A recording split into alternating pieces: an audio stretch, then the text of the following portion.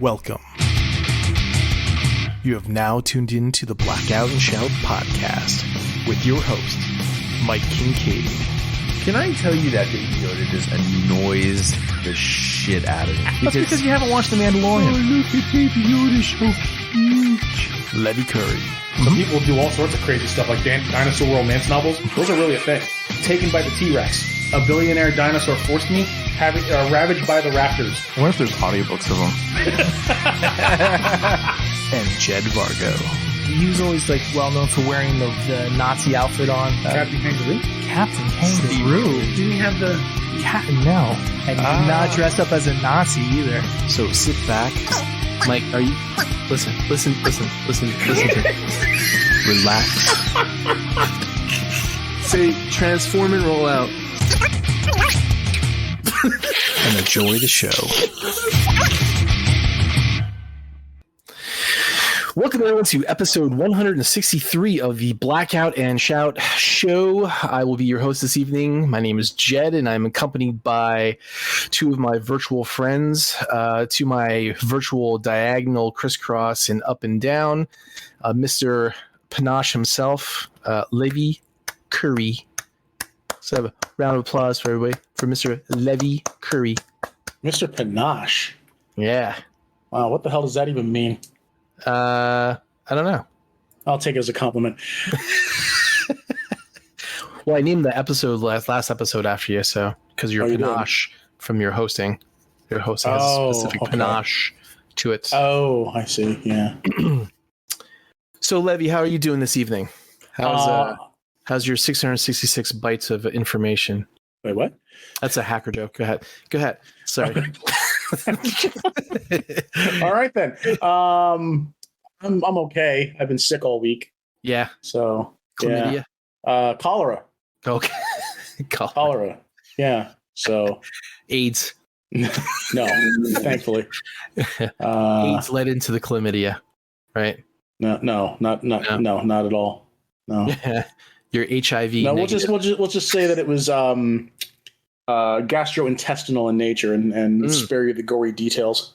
Too much. He finally shit his pants. Right. No. Too much Taco Bell. No. Chipotle.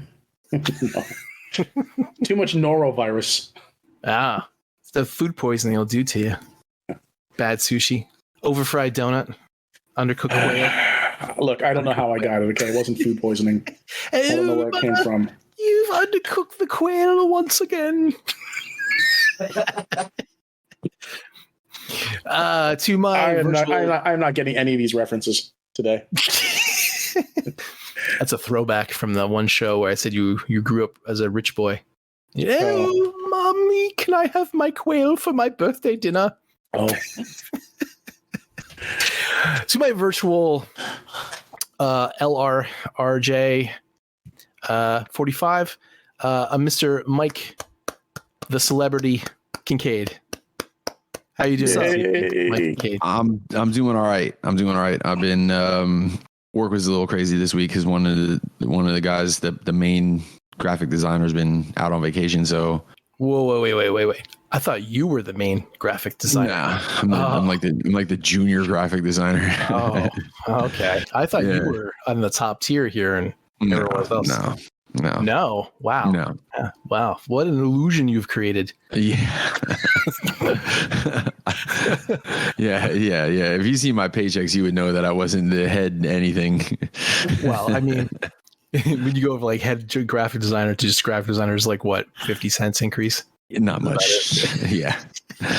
A year. But it's been kind of a hectic week at work. I got a couple new Transformers I did not open yet. I got the Fans Hobby Dick Bird, and I got the something trans. Is that the drift, the IDW drift? It was an MP scale one. What the hell?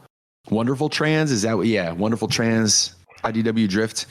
I didn't get the chance to open either one of those up yet, but I'm building a pile of shit here that I haven't opened up because I haven't opened up my Quince yet from like the last podcast. Yeah.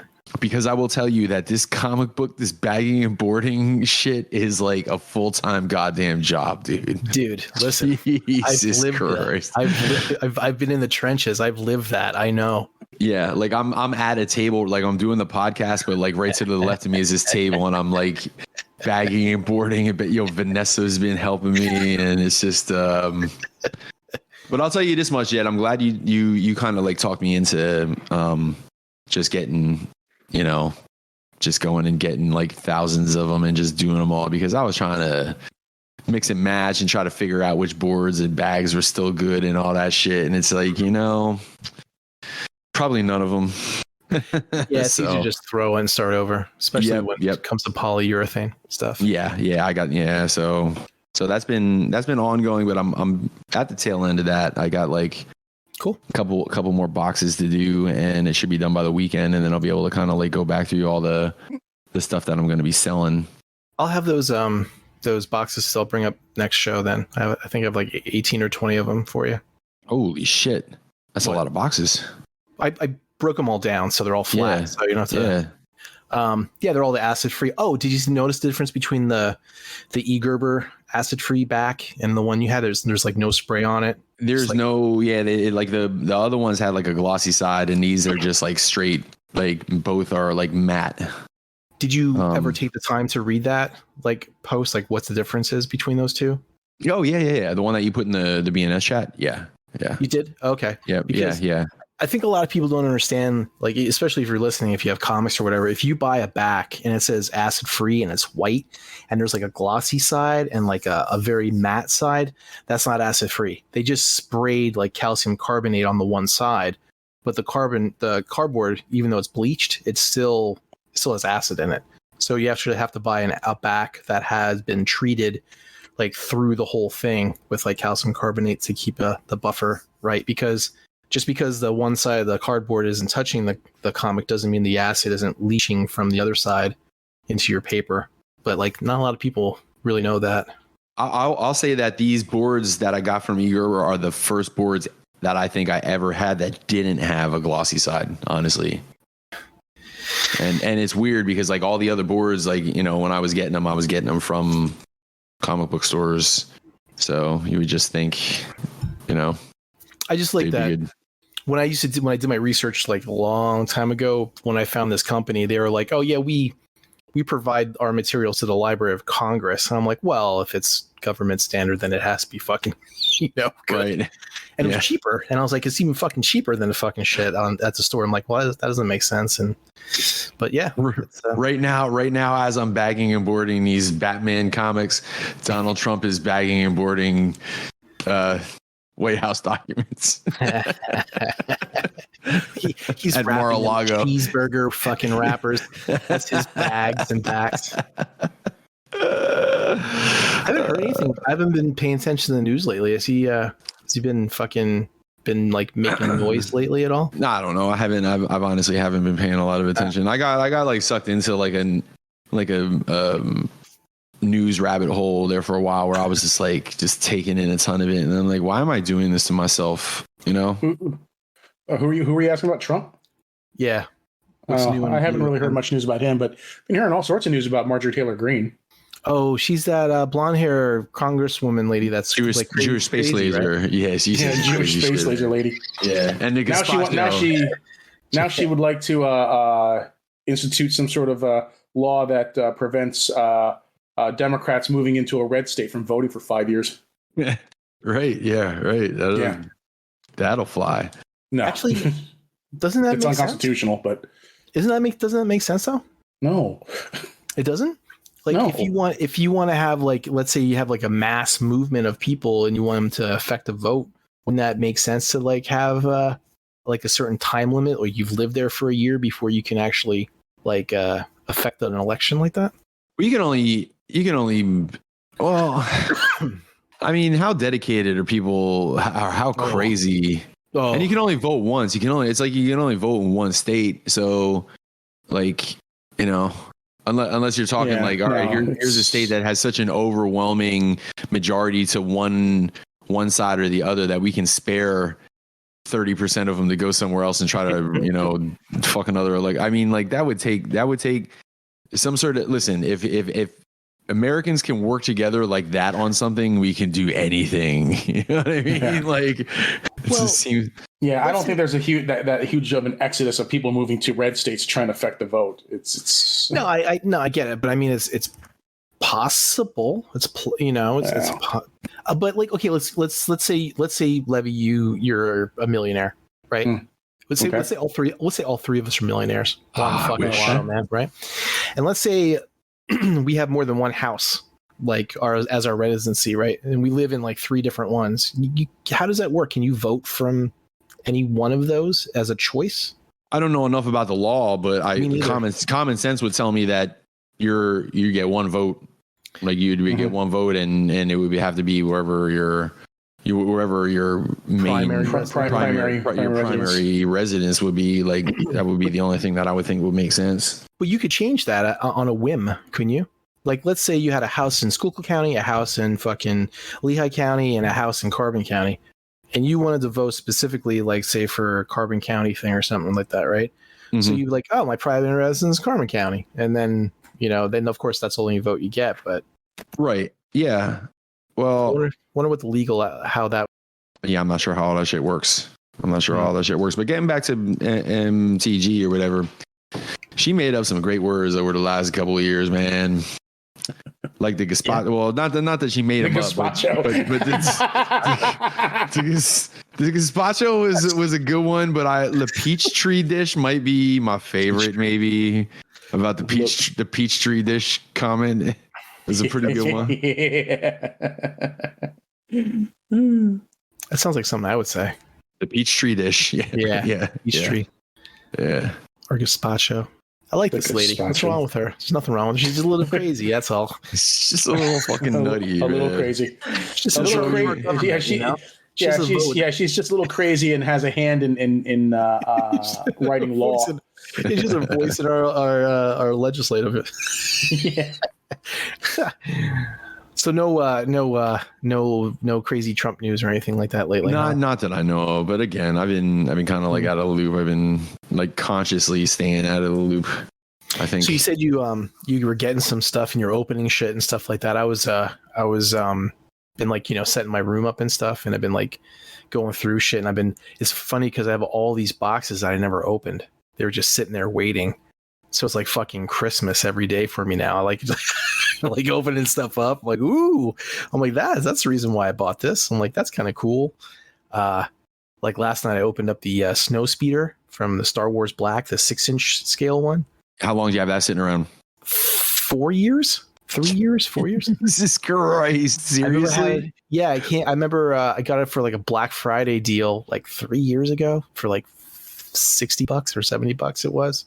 Yeah. Is it really cheap? Yeah, it's just sitting there, just fucking waiting.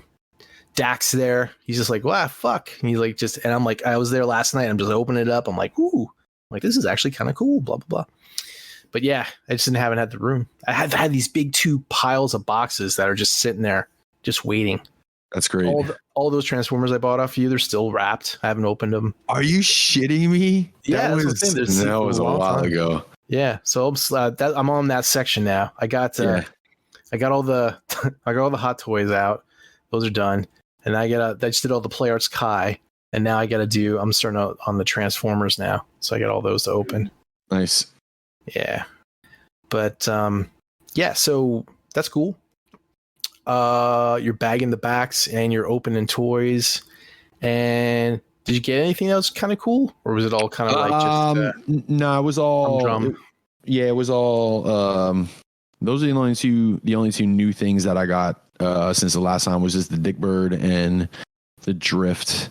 Both of which I'm excited about opening, but I'm just if I get into something, I gotta like finish it. And these books, I feel it's like all I'm doing is working and then coming home and working on these books. Vanessa just came in and she's over there working on a bag of them or a box of them right now, like taping. So it's daunting.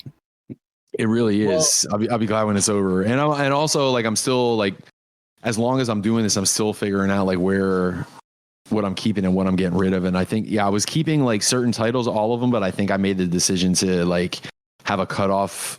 I'm cutting off some of the ones that I have really long runs, like at key numbers, like Action Comics. I think I have up to like into the 750s and shit. And I cut that off at 700, and like the Man of Steel, I cut off at 100.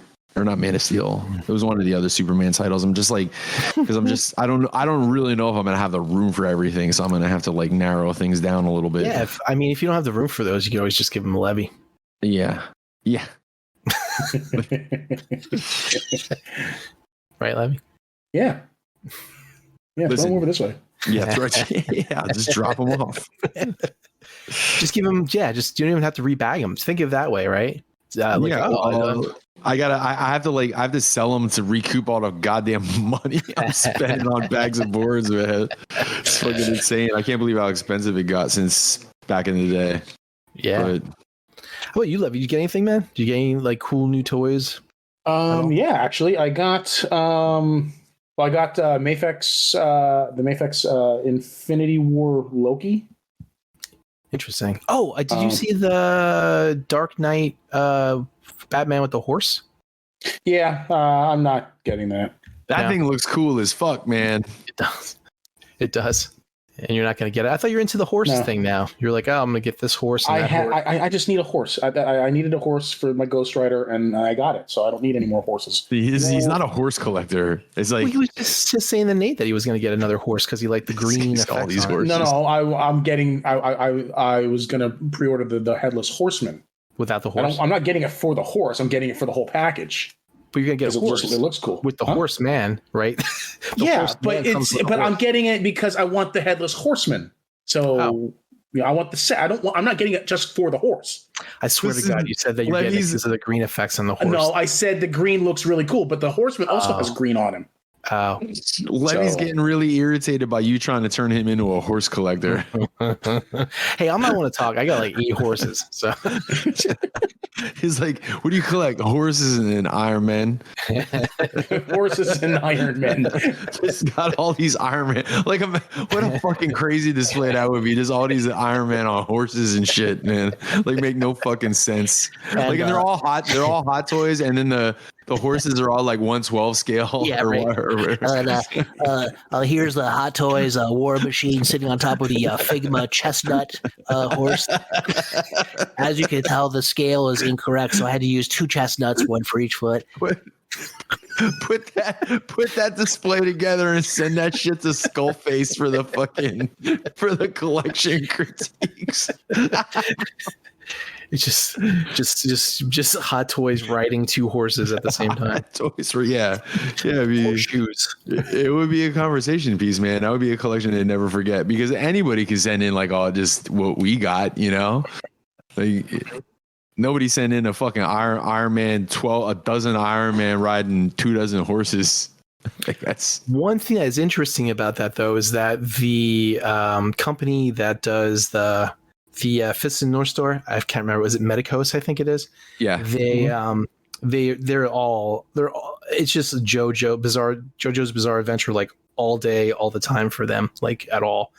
So, but there's one character that has a horse, and they're doing like a character with the horse, and I was like, I'm like, that's one step closer to like Rao having his getting the horse. Yeah. That's cool. There's two horses that I'm gonna need in my collection before it's said and done: the Rao horse and the Vampire Hunter D horse whenever the Vampire Hunter D happens.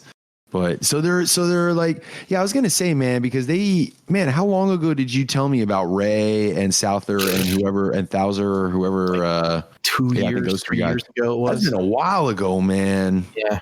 Well, like I said, the JoJo's Bizarre Adventures, that's all they've been doing all the time. And then every now and then they'll splash in a Fist and North Star like once every 6 months. If we're lucky. Yeah, they're trying to give us the shirtless Ken to hold us over, I guess. But I don't give us these other 3. They must be making crazy money on that. Yeah, because that's I don't know. I don't watch it, but that's really popular, right? That reboot that they did. It's popular enough that I know I've heard of it, but I don't know that I've ever watched any of it. It sounds the original came out like in the 80s, I think it was. Or for real? I did not Yeah. know that. I did not know that. I thought that was a newer property. No, it's been around. It was like actually like back in the day, old school hand drawn. Chances are we passed by it on one of our trips to Suncoast Video and didn't even know it. Suncoast Video, shit, man. Yeah. Let's take it way back. Oh man, there was those couple of spots you had to stop at on the trip through the mall, and Suncoast was always one of them, specifically for that anime section. Yep. Yeah. It was the Suncoast, the arcade, Yep. McDonald's, and What was the name of the music place before it became FYE? Sam Goody, right? No, not Sam the Goody. one in the mall. It was. Man, what was it? Before it was FYE. Yeah, that is a good question. I'll have to look that up. You mean when it was still upstairs, Levy? Yeah. I think it was FYE when it was upstairs too, but it was definitely upstairs. It had a name before that. Oh, damn it, that's gonna drive me crazy. Was it right next to the Wilson's fucking leather jacket place? Or am I thinking of different? She got her earbuds in. I mean, she would probably know. Jesus Christ! What was this music places back in the day? Wasn't Sony? No. Oh my God, we're gonna have to come back to that. Yeah. We'll Let me do some research here. Yep. 90s music stores in the mall. I'll have to ask the AI. Yeah. I have gained sentience, and yet I cannot.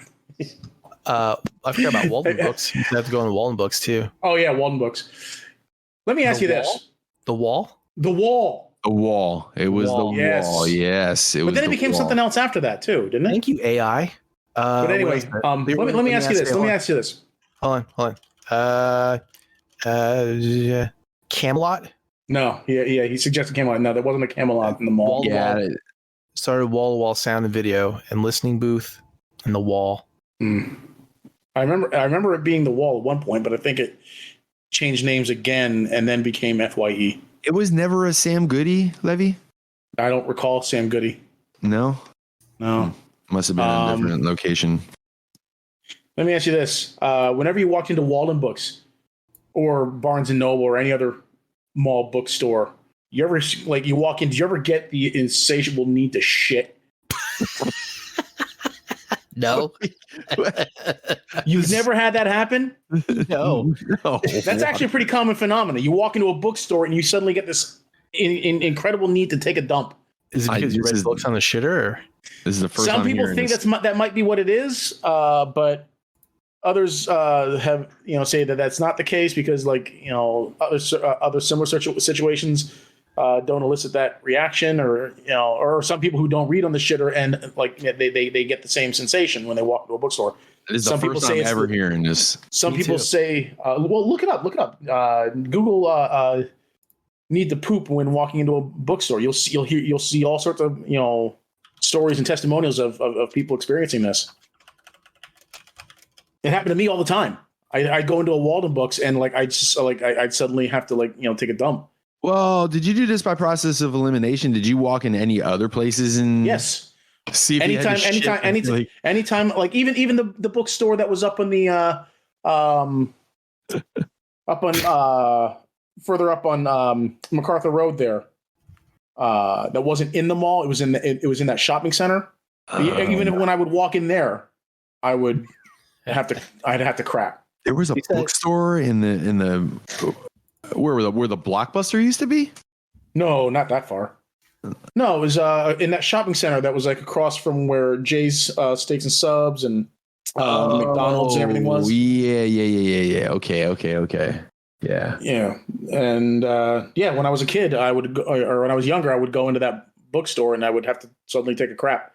I don't remember a bookstore being there. I remember Jay's and Blockbuster, but I don't remember McDonald's on the other side. Like when where the McDonald's is in MacArthur Road and everything like that. There was a shopping center kind of up the road just a little. It was where they put that turnaround up past the McDonald's there. That big shopping center. There was a Chinese buffet there for a while. Yeah, I remember. In more recent years. Yeah. Right. Yep. So I think the location of the bookstore was where the Men's Warehouse went in. I think. So It says it's not uncommon for people to experience the urge to defecate or have a bowel movement when walking in certain places, such as a bookstore. This can happen for a variety of reasons. It says psychological association. You've associated the fact of browsing books or being in a bookstore with the need to use a restroom. This could happen if you previously used a restroom in a bookstore, or if you have a routine where you tend to use the restroom before or after visiting a bookstore. Stress and anxiety because of all the fucking words, I guess. My God, all the books. It says your brain may trigger this response when you enter a bookstore, and physical factors. Your internal clock plays a role when you feel the need to use it. For example, if you tend to visit bookstores at the same time each day, your body may have adapted to this routine. I mean, more likely to signal the need to use the restroom at that time. No. Interesting. I would find it more likely that I would pass out before I had to shit, because reading makes me sleepy. Like if I'm not upright, like if I'm trying to read a comic book on my iPad or some shit, and I'm like in the horizontal position, I'm out by like the third page. All right, let's see what Skynet has to say about the music stores. Here we go.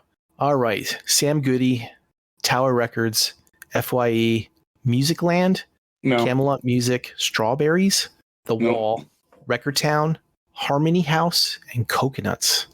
The Wall was the only one out of those that I recognize. I remember a Camelot Music, but I don't remember a Camelot Music there. I remember. I thought there was a Sony Music in Lehigh Valley Mall there. If there was, I can't remember it. Do you remember color? Do you remember like being red or being like blue or something like that when you walked in? I want to say blue, but FYE is blue, so it probably kind of took over my memory of that. There's a lot of stores that I remember in Lehigh Valley. It was like you always go down to fucking the video fucking place, right? But there was always that fucking luggage place that was like next door. That was nobody was ever in ever. Ever. How the hell did they make any money, man? It was always there. They sold like one a year, and that paid for the luggage place. Yeah, how did they make it? It was a money laundering front. Probably. And whoever was behind the counter always just looked miserable, because a shift at that joint got to take forever, dude. I remember every mall had Orange Julius. Oh, I loved Orange Julius. Yeah, same. They had that in the Whitehall Mall. I remember. Is that even a thing anymore? I don't think so. No. Well, malls aren't really a thing anymore. Right. They're all going under. Whatchamacallit took over that whole thing. Jamba Juice was a big thing in California. Yeah. Is it Orange Julius? I love Jamba Juice. It's good stuff. The South Mall is shutting down. Like actually shutting down from what I remember. That thing should have been shut down like 20 years ago. It's been like a slow death for a long time, but I think it's becoming official now. I don't know what they're doing with it though. Probably a Halloween store. Yeah, like the entire mall is going to be a spirit of Halloween. Don't say that loud enough, man. Vanessa will be spending the rest of her remaining money. We had when I moved here, there was a mall up here, and then it closed down. It was like really shitty, but it was just like the Whitehall Mall and Lehigh Valley Mall like were merged into one. It had this really weird bi-level, then a single level type of thing with different stores, and then it like slowly closed down. And then they tried to do like things in like where they rent out like local shops too, like really cheap. But it just completely. They just fucking tore the thing down, and they built a fucking oh shit. What's the name of that cool supermarket that you guys have that I don't? That like Wegmans. Wegmans. They built a Wegmans warehouse. Wegmans is great, man. Yeah. If there was ever a zombie apocalypse situation, Wegmans would be the first place I go. Yeah. Just hide out in the cheese section. What? I don't know how we're going to survive without sushi. They had that little gazebo thing in the middle where you can use as a base and you fucking shoot zombies from there. Shoot zombies and eat cheese, man. Cheese. It's like, well, maybe Cabela's would be the best place to go, but the Wegmans is probably the second best place. No. Cracker Barrel. Yeah, the Cracker Barrel. True. Yeah. That's true. They do all those old timey fucking implements like washboards and farming tools and sit the Cracker Barrel in your rocking chair, just fucking shooting zombies from the porch. Yeah, man. But like, name one other place where you'd be able to get a washboard. Why would I need a washboard? To wash your clothing. I just grab some random woman that's fleeing for her life and tell her she has to wash my clothes. Wow, you misogynist. Oh, Jed, you know what? I'm glad you brought that up, man. So, what, misogyny? Yeah. So Nessa had I don't know if you've seen the video. I put it on Facebook. It was she got these little booties, like these little slippers, but they're mops. They're like mops. I've seen that to the slippers. So she was out there and she looked like she was ice skating and shit like that, but she had these mops on her bottom of her feet. So she's mopping the amazing living room floor. So great invention. I took a video of it. I put it on the book, and this dude Ricky, this must be a musician thing because y'all think of like this dude Ricky I know commented on it. He goes, does she also have a pair of shoes that make sandwiches?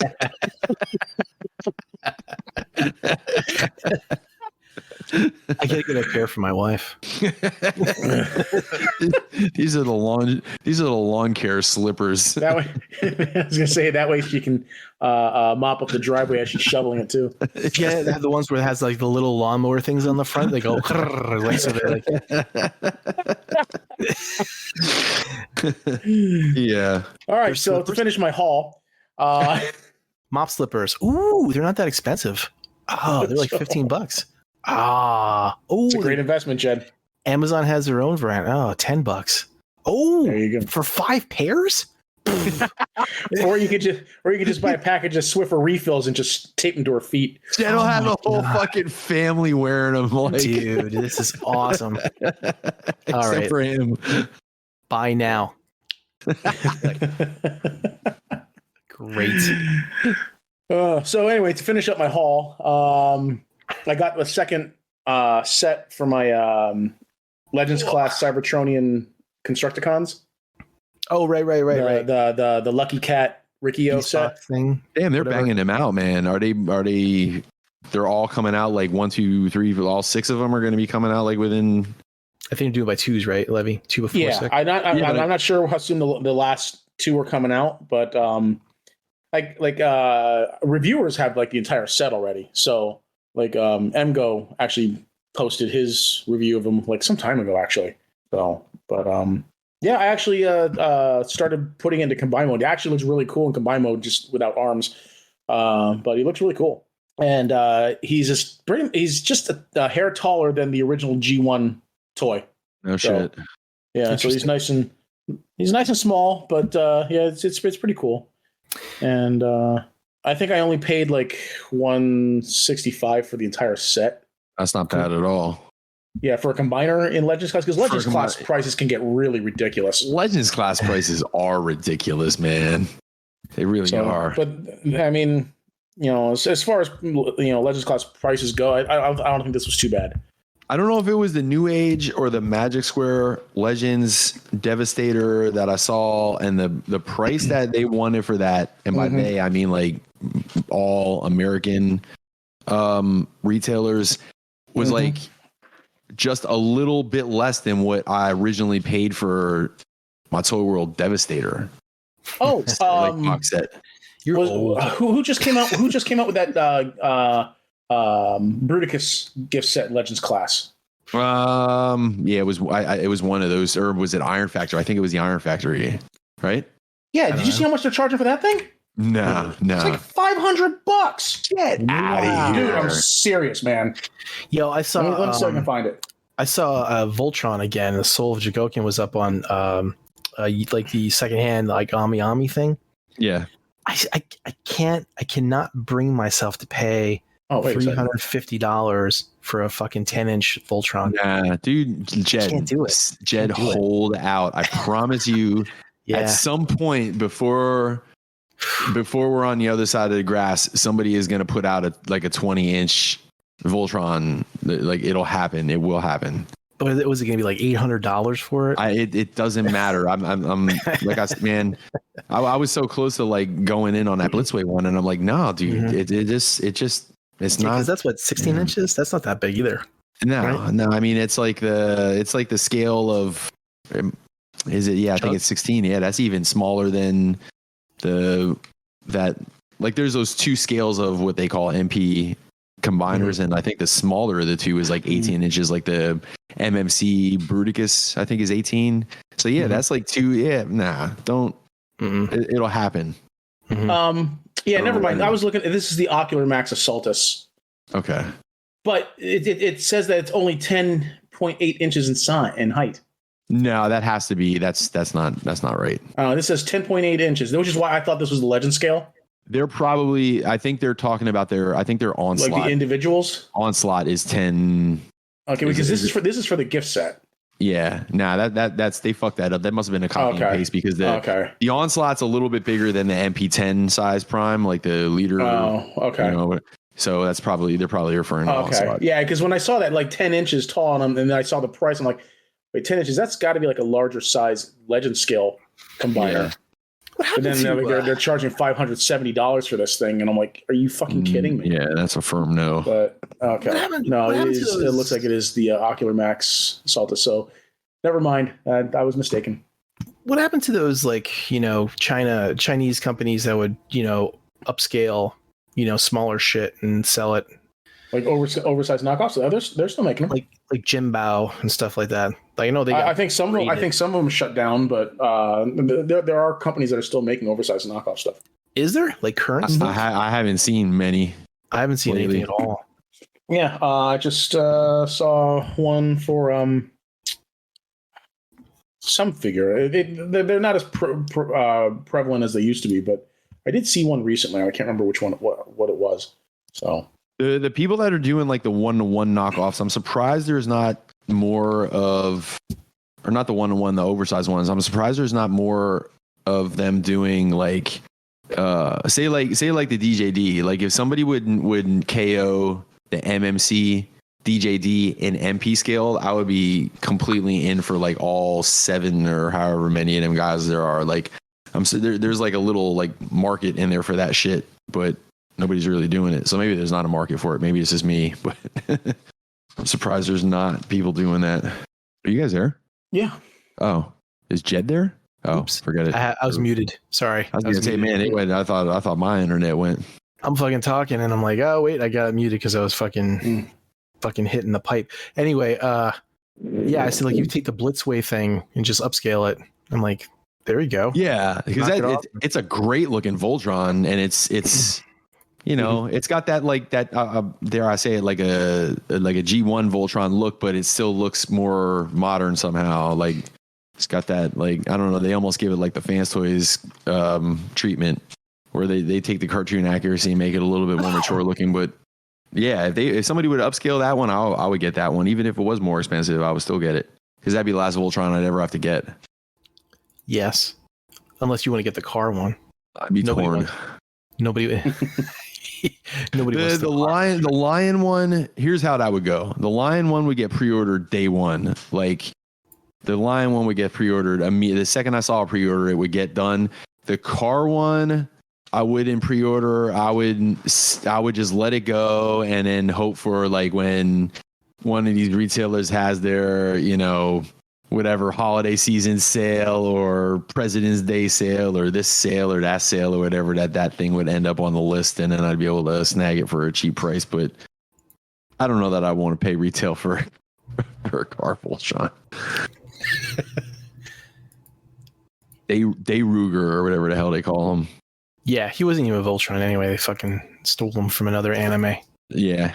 And then I'm looking at like these old pictures from the Lehigh Valley Mall from like the 80s, like when they were building it and shit, and the stores they were in there. Do you guys remember the what was it called, the Kids Place? It was like a clothing store for kids. And you had to crawl through the little like carpeted tunnel. Yeah. I do remember that shit. Yeah. Do you guys remember? And my wife looked at me like I was insane when I mentioned it this past Christmas. Do you guys remember the talking reindeer in the mall? Oh, totally. Yeah. There were Sure, just I like the do. heads sticking out. Just the heads coming through the. Yeah, man. And they were like somebody was on a fucking walkie-talkie or whatever, and they were talking to you. Yeah, that always used to trip me out. I was a dumb kid, man, because I'm like, I was smart enough to know that they were robotic, but I'm like, they're fucking answering me. Right. So what's going on in there, man? Did I ever tell you guys about how I got into watching videos of urban explorers, like exploring like abandoned places? No. Yeah. I watched some weird shit, dude. It's actually it's oddly fascinating. I was watching like videos of these guys like exploring old abandoned malls and shit. Interesting. And it's like oddly fascinating and creepy at the same time. Like being in a mall where you feel like you should be seeing lots of people walking around, and it's like dead empty, no lights, all the stores are closed up, like with the gates down and everything like that, and there's broken glass and it's just like all sorts of vandalism and shit because of people coming in and breaking shit. Right. But it's really creepy, and especially the really long abandoned malls where it started getting leaks in the roof, and so now you got big puddles of water on the floor. Yeah, that's how the mall over here in Schuylkill County was before they shut it down. It was like fucking leaking. It was like all shit was broken and stuff like that. It was pretty fucking scary. Yeah, it's actually really creepy, and like I said, it's oddly fascinating too. There was another video I saw where these guys were exploring this old Six Flags park down in New Orleans that shut down after Hurricane Katrina and never reopened, and they were like exploring it at night and shit like that, and that shit was fucking creepy as fuck. There you go, man. There's a spaceport. Yeah. That was at the Whitehall Mall, right? Oh, the Whitehall Mall, yeah. Right across from each other was the fucking plaza and the spaceport. Yeah. Spaceport was like where we went, where there was absolutely nothing going on at the Lehigh Valley Mall arcade at the time out, Did you go to the corner of fucking like organ store and fucking like fuck with it, and the guy will come out in the fucking tie and the glasses like, okay guys, let's keep moving, kids. Yeah, bring it up. Or you go to the pet store and look at the puppies. That place was still right around the corner. That place was still there. They had a fucking macaw or a bird there. Used to fucking hang out all the time. Wait, you're talking about the Whitehall Mall, right? Yeah. That place is still there. Is it? Although really? I don't know if they still have like live animals and shit like that. I don't think they do or maybe they have little stuff but the last time I was up there, it was still there. Yeah.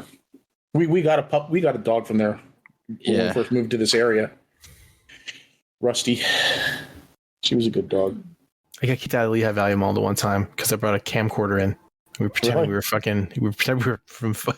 MTV recording fucking interviewing people on the fucking street. Security guard came over and told us to fucking get the fuck out. That's funny. Oh, ooh. All right. Well, that's it for my haul. Jedward. Yeah, the only cool thing that I got was a fucking Starlink, man. That's why I'm talking to you from fucking outer space and I sound awesome. Yay. My internet's not dropping anymore and shit like that. It's about goddamn time, shit. I was going to ask you guys, and I was just curious, like what download speeds do you guys like pay for? Do you guys get like real fast shit? Because I had 1 gig internet for a while, but then they just RCN decided to up my bill by $50 1 month, and without telling me, and so I said, yeah, no, and so I dropped that shit down to 600 megs. But now Verizon is going through the neighborhood putting fiber optic in. So as soon as that shit's ready to go, I'm fucking switching to Fios. I'm ditching RCN. Nice. RCN pissed me off so fucking bad with that shit. I bet. So, right. I mean, right now they're my only option unless I want to go to Cirrus Electric. But don't tell Vanessa I said that. Oh, she don't give a rat's ass. But no, once Fios is active here, I'm switching to Fios. I used to have Fios like a very long, like 13 years ago when it was like they just came out like outside of Philly. It was beautiful. It was wonderful. I loved it. Yeah, the most amazing thing ever. Yeah, and I was reading that they don't have data caps. So what's Battlestar? What's that? Battlestar.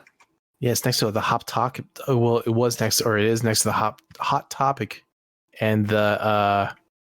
I was going to say it was a class of battleship that was used by the 12 colonies in their fight against the Cylons. Mike, when you worked at Hot Topic, was like right next to it? Did you ever go in there? No, I never went in there.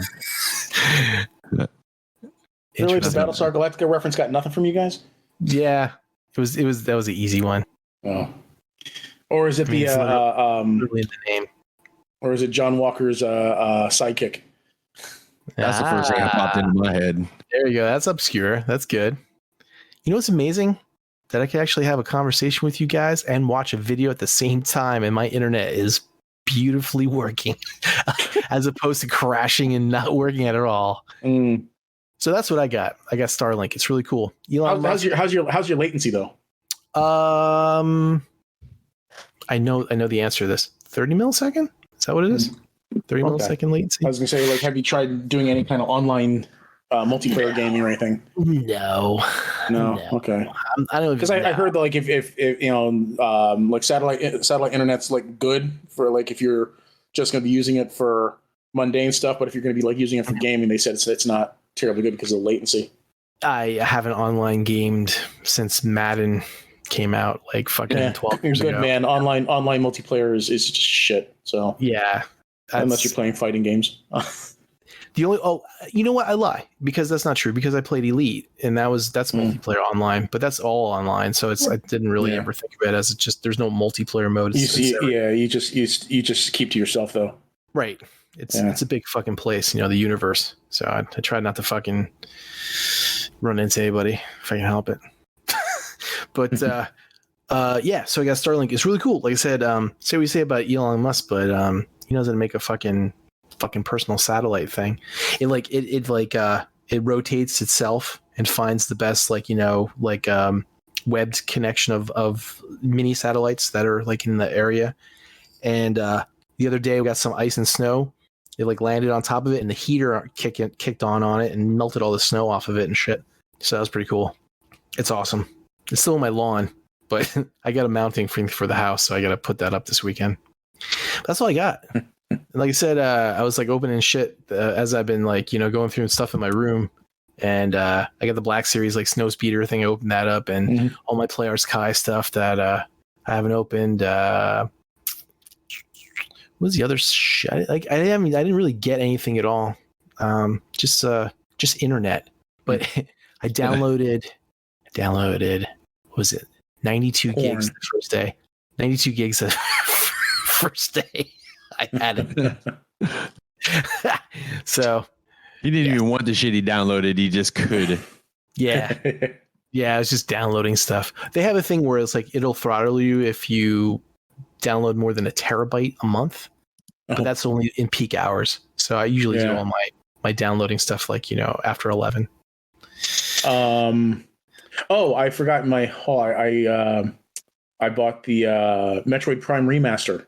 Nintendo, was it like 2 weeks ago or last week? They had a Nintendo Direct, and they were they revealed that they were going to be releasing the Metroid Prime remaster, which had apparently for the Nintendo Switch, which had apparently been done for a long time. It's been rumored that they'd already completed it and everything, but they just hadn't released it. But then last week they finally announced that it's getting released, and or they confirmed its existence. But then they also announced that it was being launched that same day, which was really cool. So I immediately went and bought it. And it got me to turn on my Switch for the first time in like 2 years. Switch. Yeah. But yeah, fucking Metroid Prime, fucking great game. So cool. What was I gonna say? I'm sorry. I'm like browsing through all these old Lehigh Valley pictures of things and stuff like that. And Zooks. What was that? It was a clothing store. Gadzooks. Gadzooks. That name rings a bell, man. Mm-hmm. Here, I got a picture of it. Let me throw it in there real quick.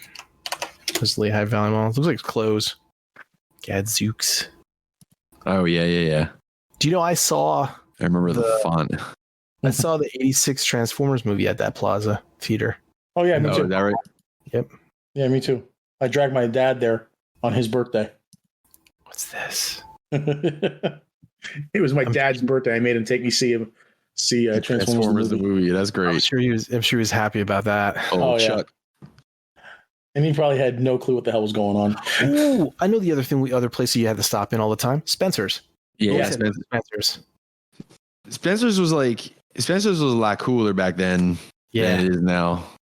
You had the normal, fucking bullshit stuff, and then halfway through you got to the fucking smut. Softcore porn shit. Yeah.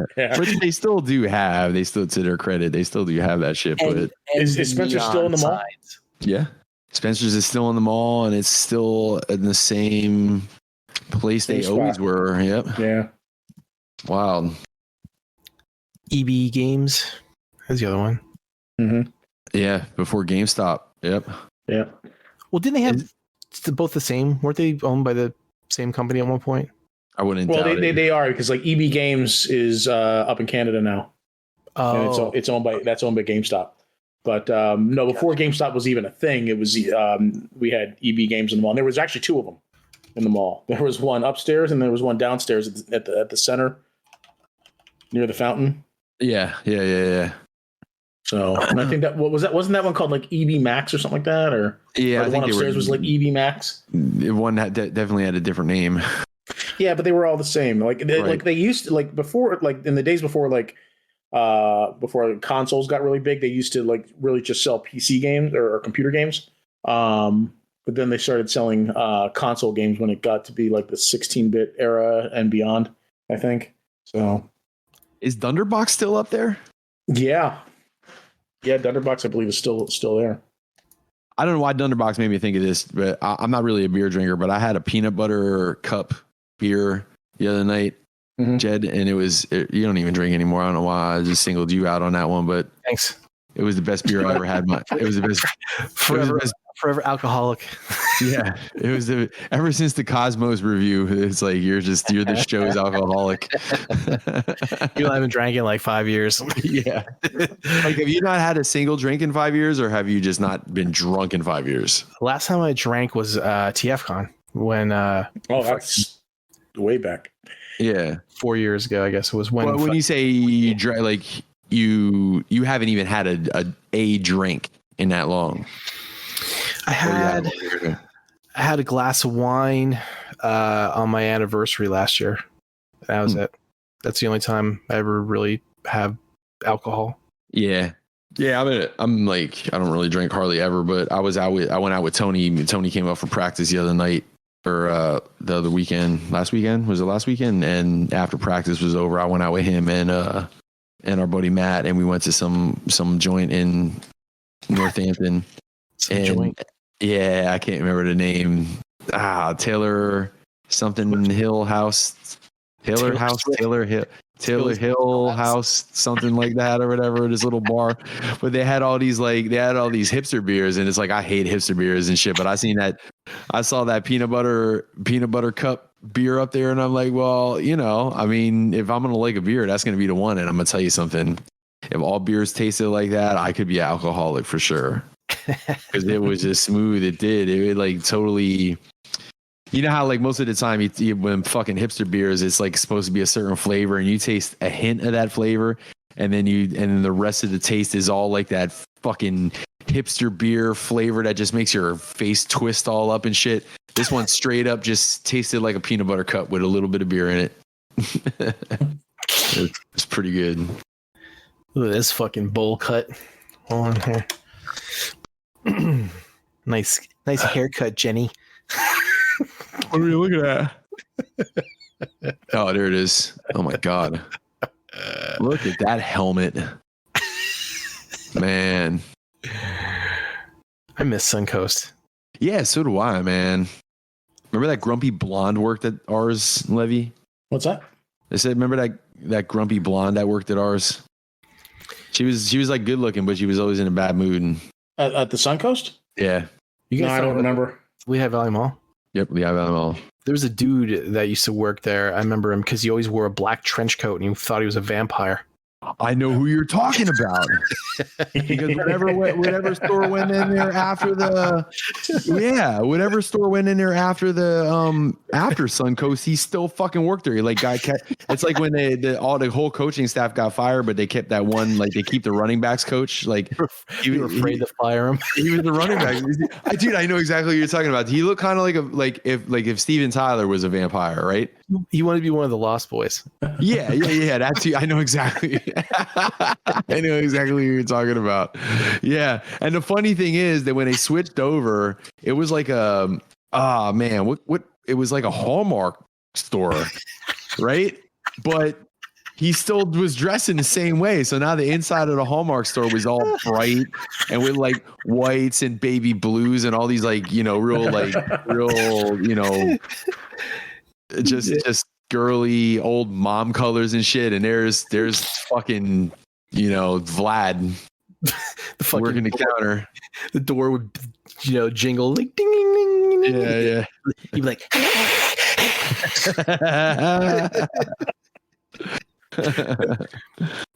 good for him. Yeah, good for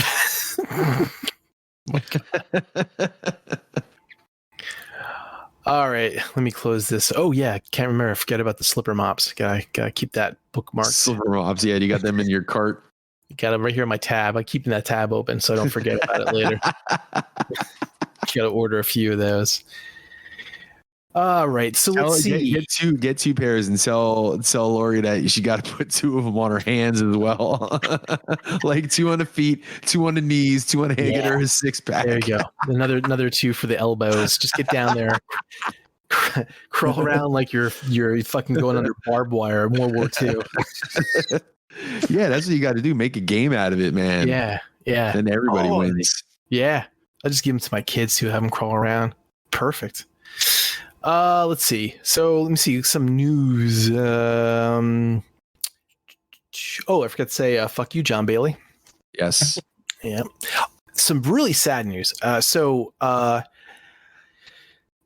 Lee J. Matsumoto, who is 85, was a Japanese manga artist and writer. And he came up with and invented Space Battleship Yamato, Galaxy Express 999, and Space Pirate Captain Harlock. He died of a heart failure about a week ago. No shit. I watched that Captain Harlock. It was on Tubi or something like that, and I watched it the one night. The whole what's the hell, space opera like thing, they were all kind of interconnected actually. Yeah. So Space Pirate Captain Harlock was like the beginning, and then the Galaxy Express, he had him in it, but there was other characters that like were the focus, but he was still in it. And then like the Yamato actually showed up in a couple of the episodes, so they were all like one big shared universe. But yeah, man, that was back in the day before that was a thing.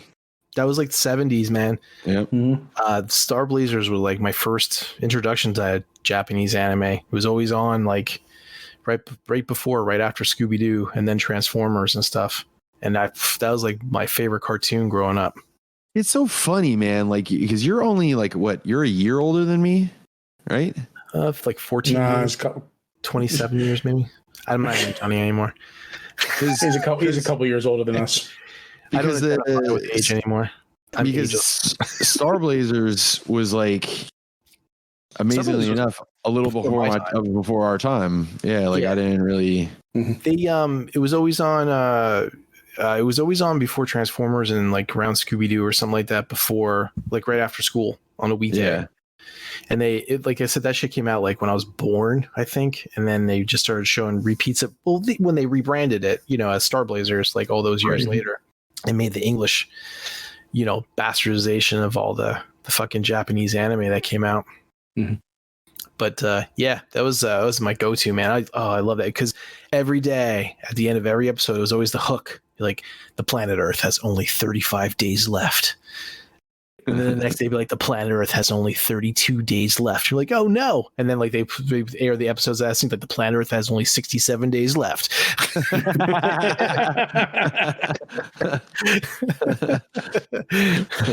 But yeah, and even like the reboot that they did was fantastic. Oh man, so good. Such good story and fucking animation. But yeah, so that was kind of shitty. But they actually have, I was reading, they have bronze statues of Captain Harlock and a couple of the other characters from his animes, like in one of the Japanese districts, like fucking standing there with like a dedication and a plaque and everything to him from like 10 or 15 years ago. They did that, like I think around one of the one anniversaries. All that shit, all the like the comic booky and cartoony shit, like in their culture, seems to be a lot more intertwined with their mainstream culture than it like way before it was here. You know what I mean? Like, yeah, I don't know. It like all their pop culture shit seems to be pop culture long before American pop culture was pop culture. I guess I don't know if that makes any sense, but that actually kind of confused me a little bit. What did you mean?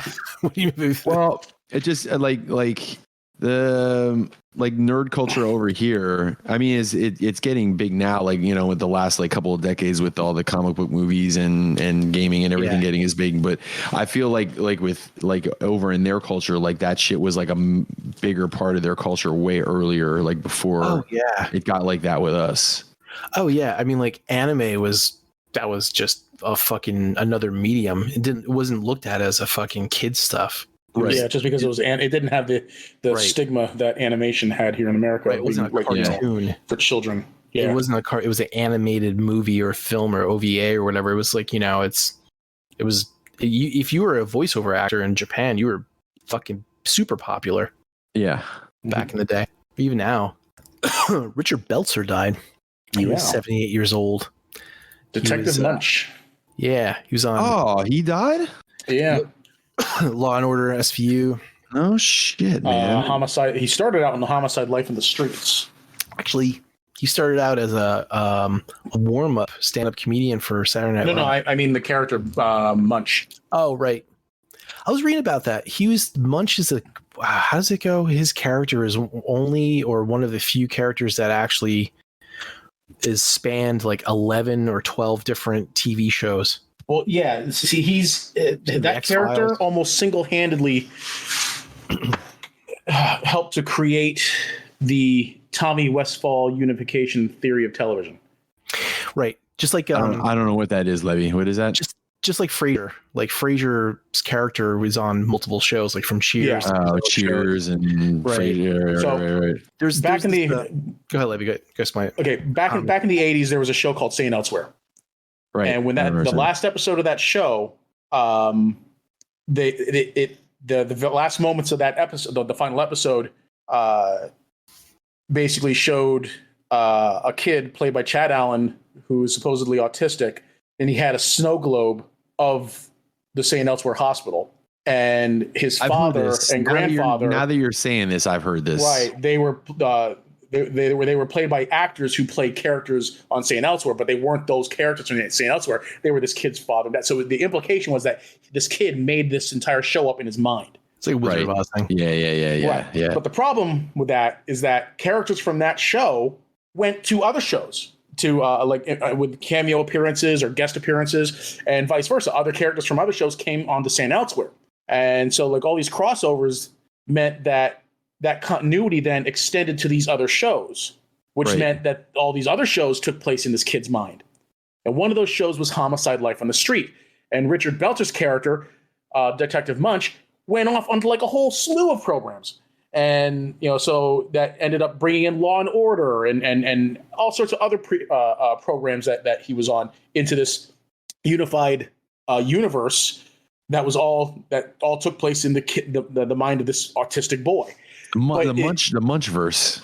Yeah. Well, but the thing is, like, it also like then extended to like it extended so far out because of all the different crossovers and it wasn't just crossovers of characters, but it was crossovers of like items, like or brands and companies and things like that are mentioned in other programs. Eventually, it encompassed almost the entire history of television. Because I Love Lucy's included in this, the Dick Van Dyke Show, like shows that were on TV long before Saying Elsewhere was even a thing. Yeah. And then it also went into movies because one of the big things was the Weyland-Yutani Corporation was mentioned in the John Larroquette show, which now pulled aliens into this universe. Right. And like Star Trek got pulled in, and even Firefly, and it's so far-reaching. I just keep thinking of when they said that when Disney bought the Aliens franchise and stuff, that the Alien Queen is a Disney princess now. Yeah. So, but like, yeah, the whole theory, I think, was, as I recall, was originated by Dwayne McDuffie. He was a prolific comic book artist and writer, and so he did it as kind of like a satire, or to prove a point of like, people doing this kind of thing, making like all these kinds of connections was ridiculous. I guess, I don't know. He did it it was meant to be like a satirical, I guess, but it ended up getting a life of its own, and people just like, it just went and started making all these different connections to all these TV shows until like I said, eventually it ended up encompassing almost the entire history of television. Yeah, people just like Easter eggs. Yeah, but it's fun, like looking at all the connections and shit. Like Friends is directly connected to the Dick Van Dyke, or is it Dick Van Dyke Show or I Love Lucy, or one of those? So, was it Friends, or was it Mad About You? No, it was Mad About You is directly connected to the Dick Van Dyke Show, because a character from the Dick Van Dyke Show showed up on Mad About You, which was that Paul Reiser, Helen Hunt show. Yeah, I remember that show.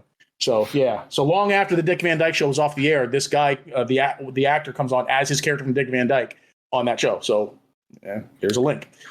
It's like that picture of Charlie from fucking It's Always Sunny in Philadelphia with all the yarns of string that just attached. Yeah, that's exactly what it is. Explaining that. One thing that I thought was really interesting about him was that that I didn't know about was that a few days before the first WrestleMania, like he had a talk show, a cable talk show, and he had Hulk Hogan and Mr. T on, and he had a Hulk Hogan demonstrate a wrestling move on him, and he had did this front face lock and like choked him out and made him pass out, and Hulk Hogan just like let him drop, and he fucking cracked his head on the fucking stage, and there was like fucking this big pool of blood and shit like that. When he got up, he was all fucked up, and he sued him for like $5 million, and he settled out of court for $400,000, and he bought, because he was a comedian, so he bought it. He said it helped him pay for a home. And he labeled the home the Hulk Hogan Estate. The Hogan Estate, yeah. Ches Hogan. And he was a cousin of Henry Winkler. I did not know that either. Yeah, I didn't know that either. But when you look at him, though, you can definitely see the family resemblance. Yeah, his brother and his father both committed suicide at different times.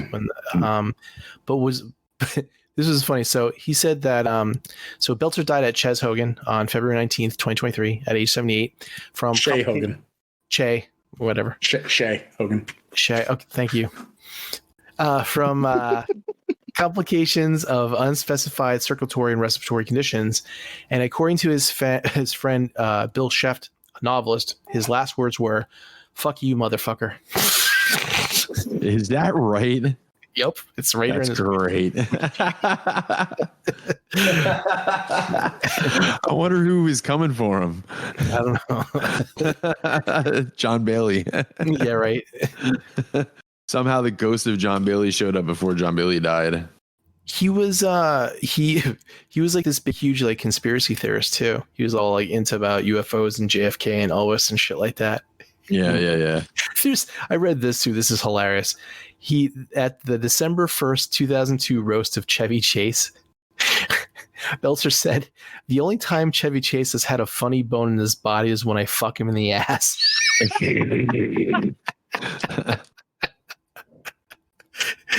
It's great. That's a good one. I'm gonna have to remember that. So, and Raquel Welch died. Yeah, man. 82. Yep. Yeah. She was probably, a little too young for us, but Levy probably had posters, right, Levy? No, man, no. No, you're not too young. Fuck you, Mike. He had posters of her like when she was like in her 60s. Yeah, she waited. He played the long game. Yeah. He's like, fuck that deerskin bikini shot. I want the fucking, the old fucking Oil Valet commercial shot. The Shawshank Redemption. Gave you Bush. She won a Golden Globe, so she was actually going to be whatever that character was on Dynasty until like Joan Collins got the part. But yeah, she was like I remember they were saying about she like sold the most pinups posters like ever for like an actress with that one shot from 1 million years BC. That was back in the day when that was a big deal. Yeah, was that 60s, 70s, or late? Or, would have had to been the 60s. Yeah. Yeah. Well, because that was 69 was the year that Andy Dufresne escaped from prison in Shawshank Redemption. He had that poster on his wall. You know, I was thinking about that, but didn't he change the poster? Or was it 64, 65? What's that? Didn't he change the poster? That was the last one. The last Raquel one. Welch was the last one. Okay. Let me. He might have escaped in 64, 65. I can't remember. But it was in the 60s. Let's see. The Raquel poster was 66. Okay. So that was close. 1966. And I have. What's the other one? Oh, and Tohru Okada was 73. He was a Japanese musician and music producer. He was the creator of the PlayStation 1 startup theme. He died of heart failure. You guys remember that? I would have to look it. I was just trying to think what it was, but I would have to look it up. It was like bow, bow, ding, ding, ding, ding, ding, ding, ding, ding, at the end. It sounded just like that. It's perfect impersonation of it. Yep, just like that. Look it up. You can hear it. Bow, bow. Well, why would we have to when we have the perfect copy right here? Yeah, I was starting to, and then you just did it. So I'm no Sony, of course, but here, I'll put it in the chat so you can play it. Wonder how long it took him to write that. He pushed the boom button. He's like, all right. Yeah. And he like bumped into some fucking chimes that was next to his desk. Ding. Oh, there you go. Use that. You guys want to talk about some trailers? Yeah, sure. All right. I always give my wife shit about Children of the Corn. It was like one of the few horror movies that I actually tricked her into watching. I told her it was like a romantic comedy. Oh, wow. So I used to cry. I'd be like, Outlander, have your woman. But I saw the reboot that they're doing here, and they gendered swapped fucking what was that kid's name? Ezekiel, fucking dude with the kid with the hat. I think it was. Wait, what are we talking about? Children of the Corn. Oh yeah. What was that kid's name? I think his name was Ezekiel or something like that. It was something biblical. Yeah, but now they have a girl instead. Yeah. So, hey, it's all fair. I've never seen Children of the Corn. Really? Yep. Oh, there was like what, 7 of them, Jed? Yeah, the first one was with fucking what's his name, Greatest American Hero, and fucking Sarah Connor. William Cat. Yeah, William Cat and fucking Linda Hamilton. Thank you, Linda Hamilton. They were the Outlanders, and then there was the fucking that one kid actor that just fucking rolled with those fucking sequels forever. Yeah. Jeremiah or Ezekiel or whatever. I gotta go look it up so I know what the fuck it is.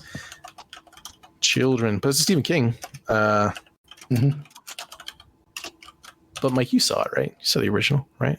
Yeah, I've seen the original. Yeah, I've seen a bunch of them. 1984 came out. Children of the Cornhole.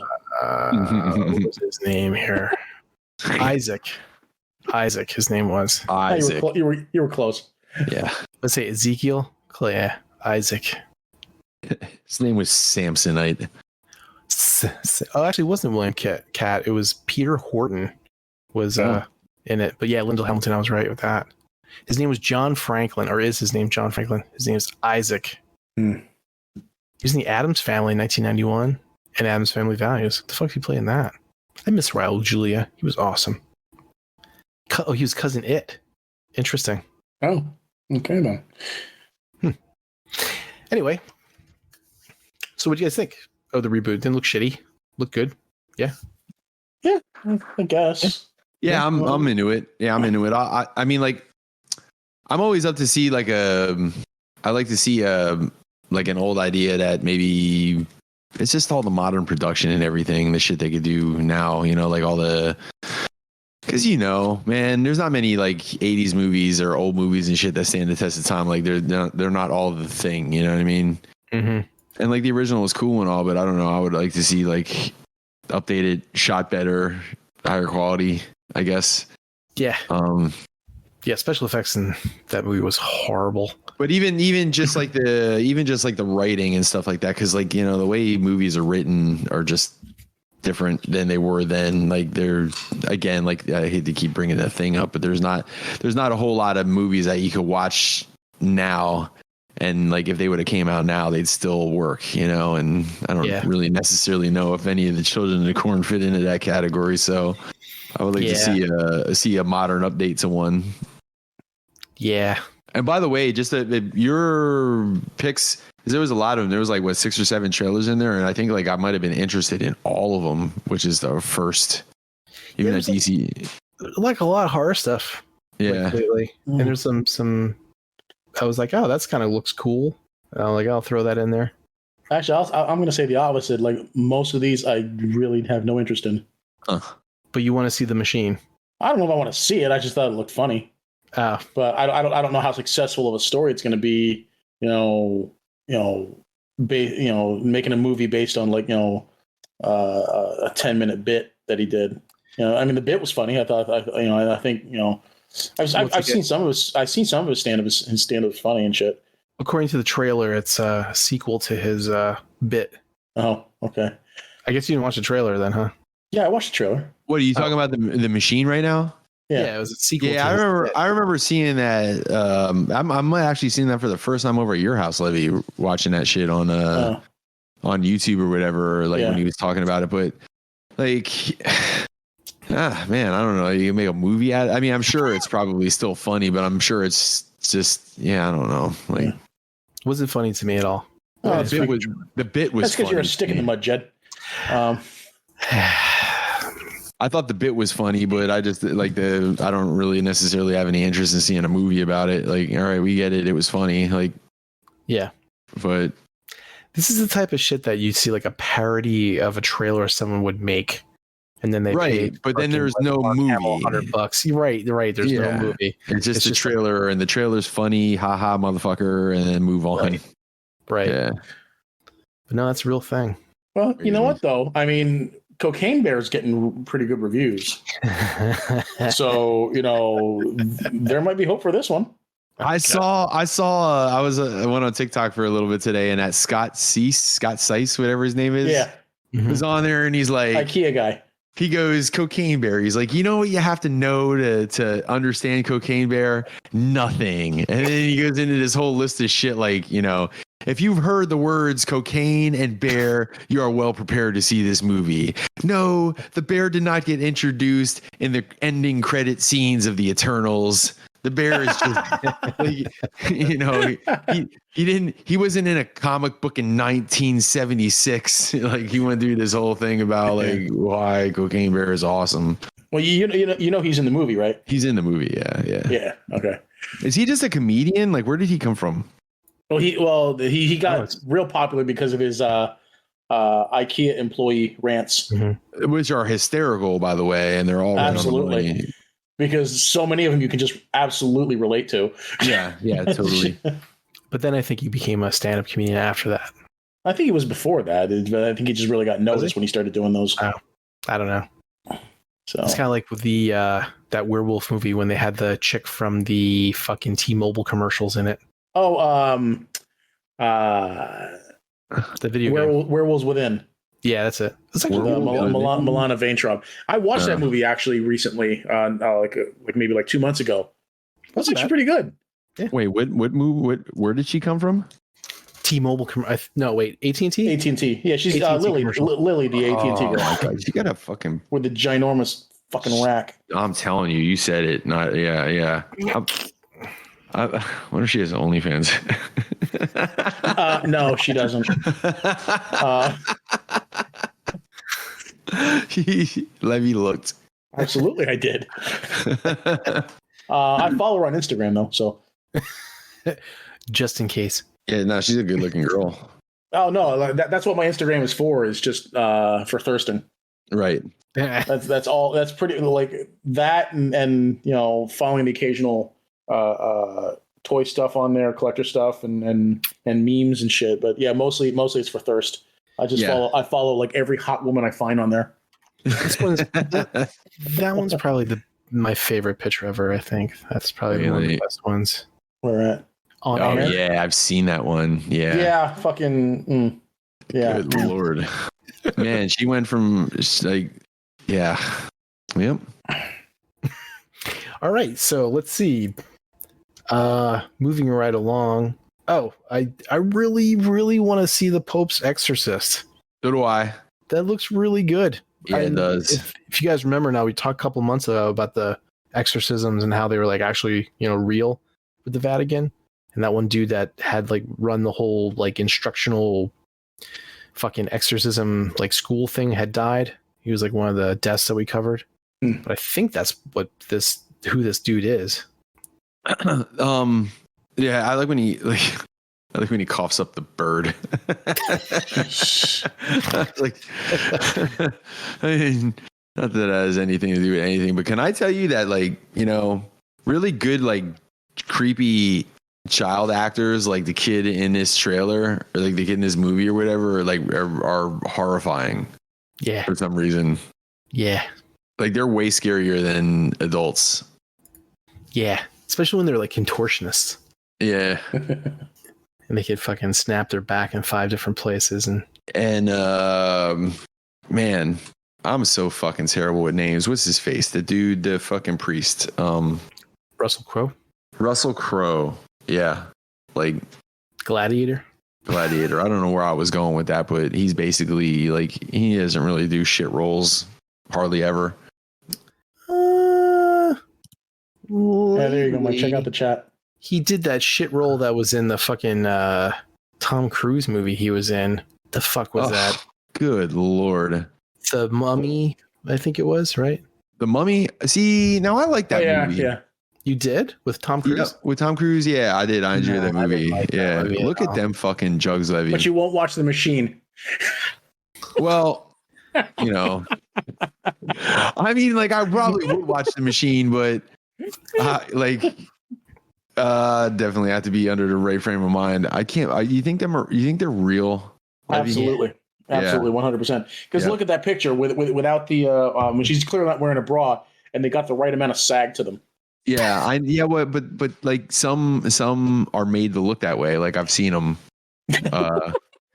No, but I mean for real. Like some of them, like because there's definitely like 2 different types of like fake titties and shit. Like there's those bolt-on types, which I'm not really necessarily a fan of. But then like other ones are done to have a little bit of that like real kind of. No, I think they're real. Yeah, I like to believe.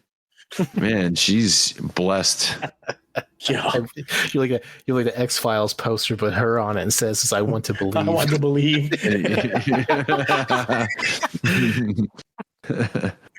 Yeah. She look like a butthole. What's that? I bet she look a butthole. I'd like to lick her butthole. Shit.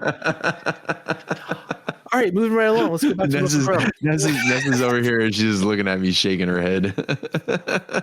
Russell Crowe. Why is he speaking with the same accent that he used for Zeus? It might be the only one he has.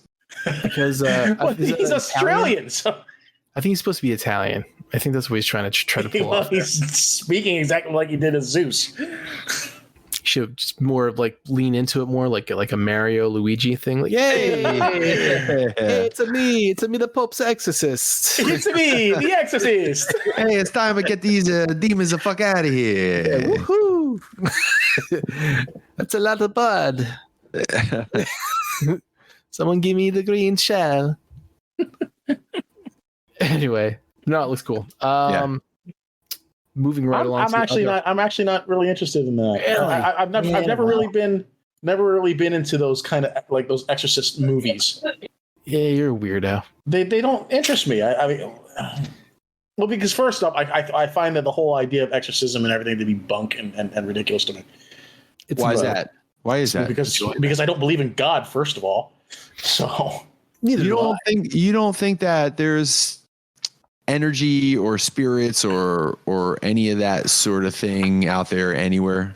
Not really, no. I don't believe in God. I don't believe in the devil. I don't believe in anything metaphysical, really. Well, but I'm not saying that it has to be related to necessarily a God or a devil. I don't really believe in anything metaphysical. Yeah. So, I mean... You, Jed? Well, I'm atheist as well, but I don't believe in like a God creator type of all that stuff. But I do believe that there's some type of energy transfer, maybe of consciousness, and that there's like some type of like entrapment or like a scientific type of purgatory where people are like in between states. So I kind of believe that, or like a parallel alternate dimension type of thing that kind of leaks through. So that's more like what I think like any type of ghost or spirit is where it's like, you know, we're so close to another reality that they kind of seep through from time to time, or they're already here and we just don't see them.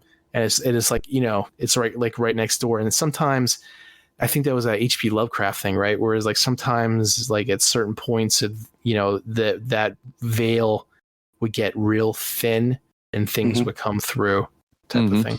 But yeah, more so than this, like, okay, that person died and this is their ghost, or they're being possessed by the devil or anything like that. I think what you described right there, that was like the premise of, did you ever see the Cloverfield Paradox? It was like the third movie in that. Was that one? That one? No, that was 10 Cloverfield Lane. Yeah. That was the second movie. The third one was called the Cloverfield Paradox, and it was like when they're on the ship, which was actually a surprisingly to me underrated movie. Like I thought that was actually a pretty decent movie. I really liked that movie as well. I thought that was really good. But that was basically what you described there is kind of like how they described like why they were even like Hellraiser's like that, right? Yep. Same thing. They're from like a alternate dimension type of thing, or we keep going back to oh my god, I keep forgetting the name of that fucking movie. The fucking space movie with fucking the dude from Jurassic Park. Event Horizon. Yeah. It's the same thing, right? It was like that's a great movie. Thin veiled like alternate dimension type of thing. They got because the engine fucked up and they wound up in there and then brought shit back. I was watching a thing on Event Horizon and they said that was that movie completely like bombed and shit when it first came out. I saw I saw that as a double feature. I saw that and then I saw the Mimic was the same week. Oh yeah. That's a pretty good. That was pretty good. That was a pretty good one too. Whatever happened to her, man? She was around for a while. She got blacklisted because she didn't want to fucking bang what's his name? Weinstein. You told me, yes. Now I remember you saying that not too long ago. Yeah. And then that makes sense. Then she finally got like around that kind of thing, and she was in the one TV show for a while, that one sci-fi one. That was a few years ago already. It was like a post-alien invasion type of thing. Man, I can't remember the name. Sounds familiar. Yeah, there's a lot of them. It was the dude from Armageddon was in that. He played like a retired colonel or something. Ben Affleck? Yeah, I'll have to look it up. It was on, I think it was on USA. I think it might have been. I don't know. She was in that near the end for a little bit, and then she was in a couple other stuff. She was like in a lot of TV shit. And there was some movie that just came out, some drama. I saw her name attached to it. Well, and it's funny that she ended up like having to do television and shit because she's an Academy Award winning actress for best actress. What film was that in? Mighty Aphrodite. Yeah. That sounds like a fucking porn, by the way. Doesn't it? No. Like if I see that, I'm expecting to see the TVMA after the title. But anyway, what were we talking about? We were talking about the trailers. The Pope's.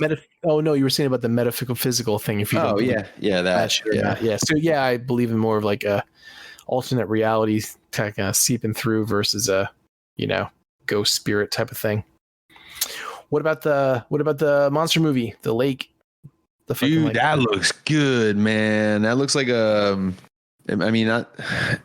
it just looks good. Like it's like a I don't want to describe it as like a Jurassic Park looking movie or whatever, because the monster is clearly like some sort of, what did that monster remind you of? Reminds me of a monster I've seen before, and I'm not really sure. What's that?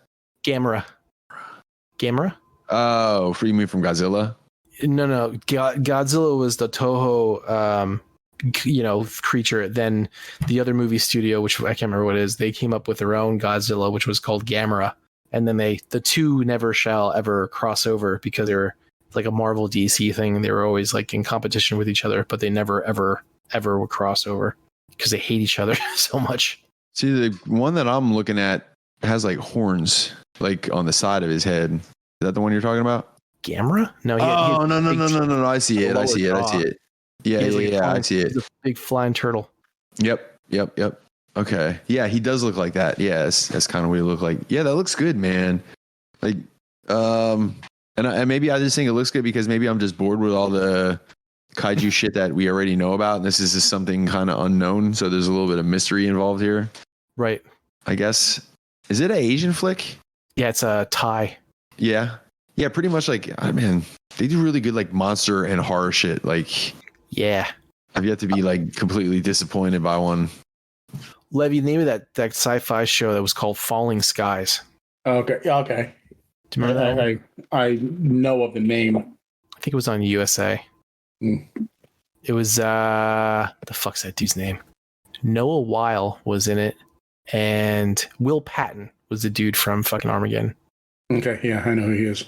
He was the one that narrated the audiobook of The Outsider. Moon Bloodgood was in that. Doug Jones.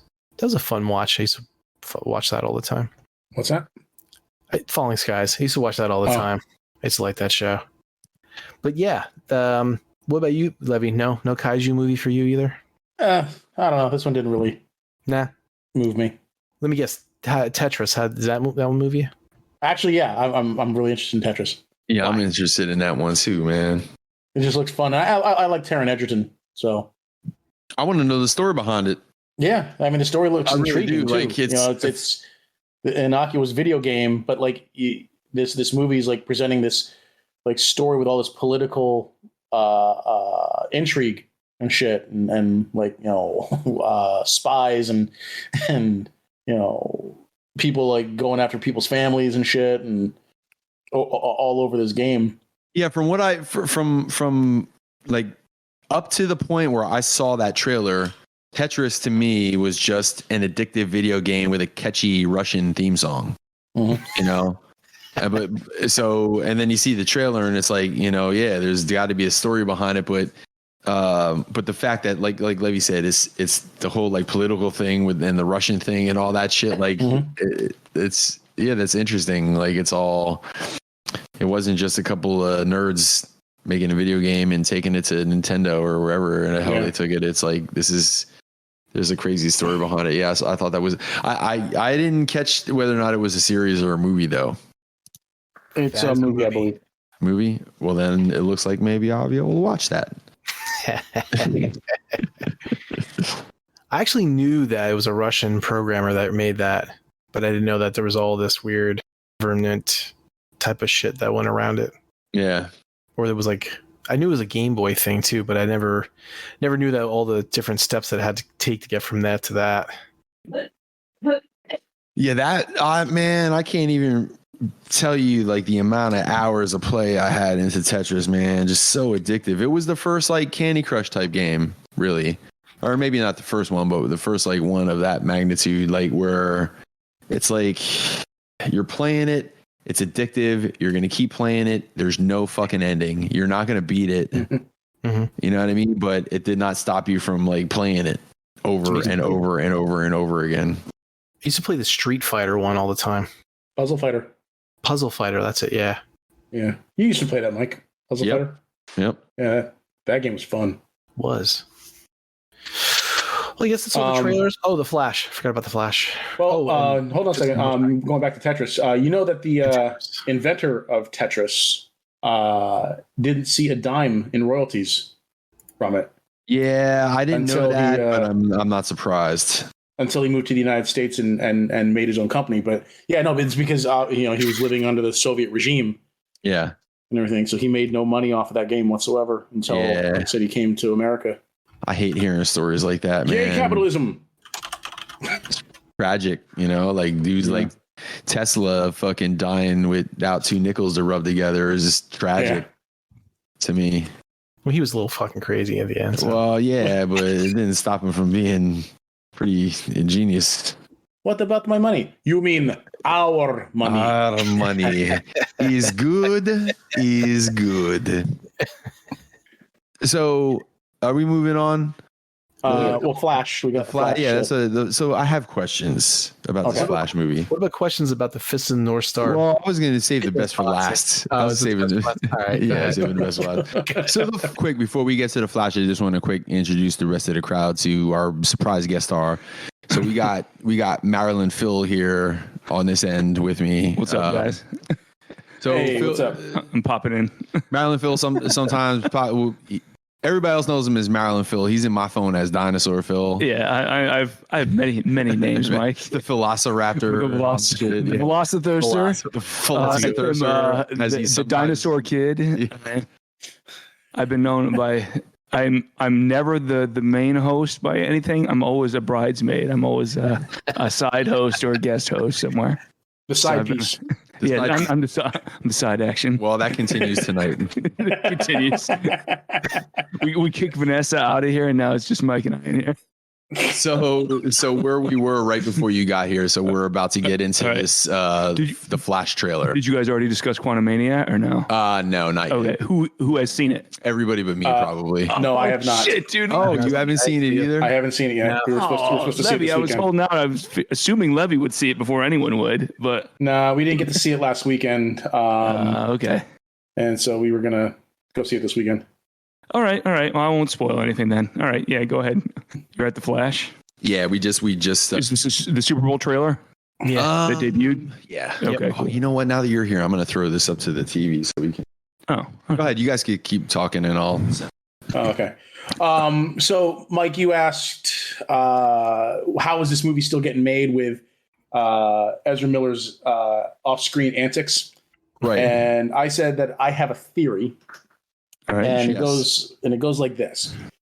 Because the movie was so far into production, and this is just my conjecture that the whole premise of this movie is so integral to the transition from the Snyderverse to the James Gunn continuity that they had to roll with it.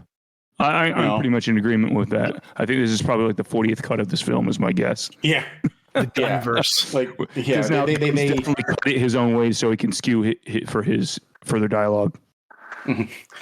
Yeah, so they had to they had to go with it because like I said, it's so integral into shaping the direction of Gunn's Gunverse. Yeah, the Gunverse. the Gunniverse. But yeah, so that's my theory. That is because it is so integral because they were so far into production that they had to go with it. So, Mike, did you ever read Flashpoint? No. Okay. You just want to ask me about DC comics. As far as DC goes, like Flashpoint and Blackest Night are like two of the stories, Mike, you should read. They're really good, especially since they're in omnibus form now. You can get all in one chunk. He probably already has those books in one of those long boxes. Yeah, almost certainly.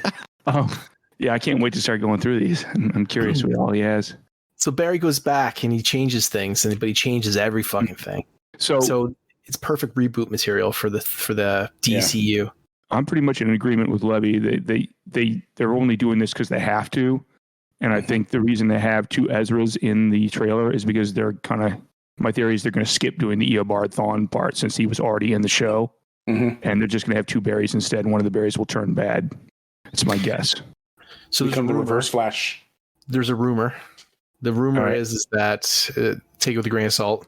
But the rumor is that they're going to even reboot fucking the Flash at the end of the movie. That when he changes things back again, that it's not Ezra Miller anymore. It's going to be the actor that plays the Flash on TV. Grant Gustin? Yeah, so I was curious about that. That's what the fans want, Right. But I don't see that happening. Yeah, It's a rumor. I'm guessing Grant. That's what I would like to happen personally, but I'm guessing Gustafson will show up as a brief cameo, if nothing else, just like they did for the show. They did the reverse for the show. I could definitely see that happening. Just doing a nod to the show. It's like, okay, the show definitely had a following, so let's give them a nod, just like they nodded to the movies when they did it in the TV show. Yeah. But I would love that idea to happen. I think Gustafson is way more of a true Barry Allen than Miller has ever been, as far as and I'm not a huge fan of the show. I never even got through all the rest of it. I got through like season 3. Yeah, the early seasons were really, really good. Yeah, I mean, I got to play Eobard was great. What's the name of the network? The WB? CW. CW, that's it. Yeah, they CW'd it all up. They CW'd it all up. So yeah, it's bad. But the first couple seasons are pretty good. Yeah. Like Arrow, same thing. It's like 3, 4, you're good, and then after that, the first couple seasons of Arrow and the first couple seasons of Flash I really liked, and then after that, it was fine. I'll catch up on it eventually. I wouldn't mind watching it all at some point. It's just not a priority. Yeah. I know that Michael Keaton Batman gave me a nostalgia boner when I saw it. Yeah, if you notice when they saw the trailer, it's mostly Batman footage because that's the way they're putting it to market it. Yeah, because they know that'll get people to buy tickets. I was actually surprised that they had Zod back. That kind of I wasn't sure about that, but since they're doing the Supergirl version to take this, looks like she's going to be the Project Superman for this version of Flashpoint rather than the traditional thin form of Clark. Right. That they're going to have them face off to do. And Michael Shannon's such a good actor. It'll be cool to see him back, even if it's just a bit role. This is a little bit off topic, but did you know that Michael Shannon was in Groundhog Day? Really? Yeah. It's been a while since I've seen it. Yeah, he was the guy who was supposed to get married to his girlfriend, but she was having second thoughts. Oh, and he bought them WrestleMania tickets. No shit. The That's first Michael time Shannon. I remember seeing Michael Shannon definitively in my mind is in 8 Mile when he's the boyfriend for Kim Basinger for Eminem's mom. That's the first time I remember seeing him. I'm sure I saw him before that, but that's the first really big role I saw him in. Yeah. Next time you watch Groundhog Day, since watch him. He's the guy. He's the guy that Bill Murray bought WrestleMania tickets for him and his newlywed wife. interesting. Yeah. Wow, that's a good pull. Mike, there is a Flashpoint animated movie out there too you could watch. That's really watch good. it, then I don't have to read shit. That's good news. That's really good. Seriously. Yeah, it's a good overview. Well, I mean, it doesn't go into everything, but it gives you the basic story. Yeah, it's a good adaptation. DC always does really good in. Yeah, so out of the DC animation films, that's one of the best ones out there, in my opinion. Yeah, because that was go ahead. Oh no, I was going to say, and if you wanted to continue, that is actually the start of their New 52 animated universe. Yeah, and most of those movies are really, really good. Yeah, they did a good job of kind of loosely stringing them together. So if you watch a few, they kind of fall in line with one another. Yeah, like you can watch them standalone, but they do have some sort of connected continuity. Probably my favorite out of those movies is obviously the Death of Superman and Reign of the Superman. Oh, did you like that? Okay, yeah, those were probably my favorites. So if you guys haven't seen Suicide Squad: Hell to Pay, that's I saw that. That was the one in the minivan, right? That's one with Thawne in that one. It was like kind of like but the Suicide Squad's going across the country in an RV. Yeah, and that was animated. Yeah, that was an animated. Yeah, that was really good. That was decent. I still like the first Suicide Squad one the better, where they're breaking into Arkham. Yeah, Batman assault. That's part of the Arkhamverse, right?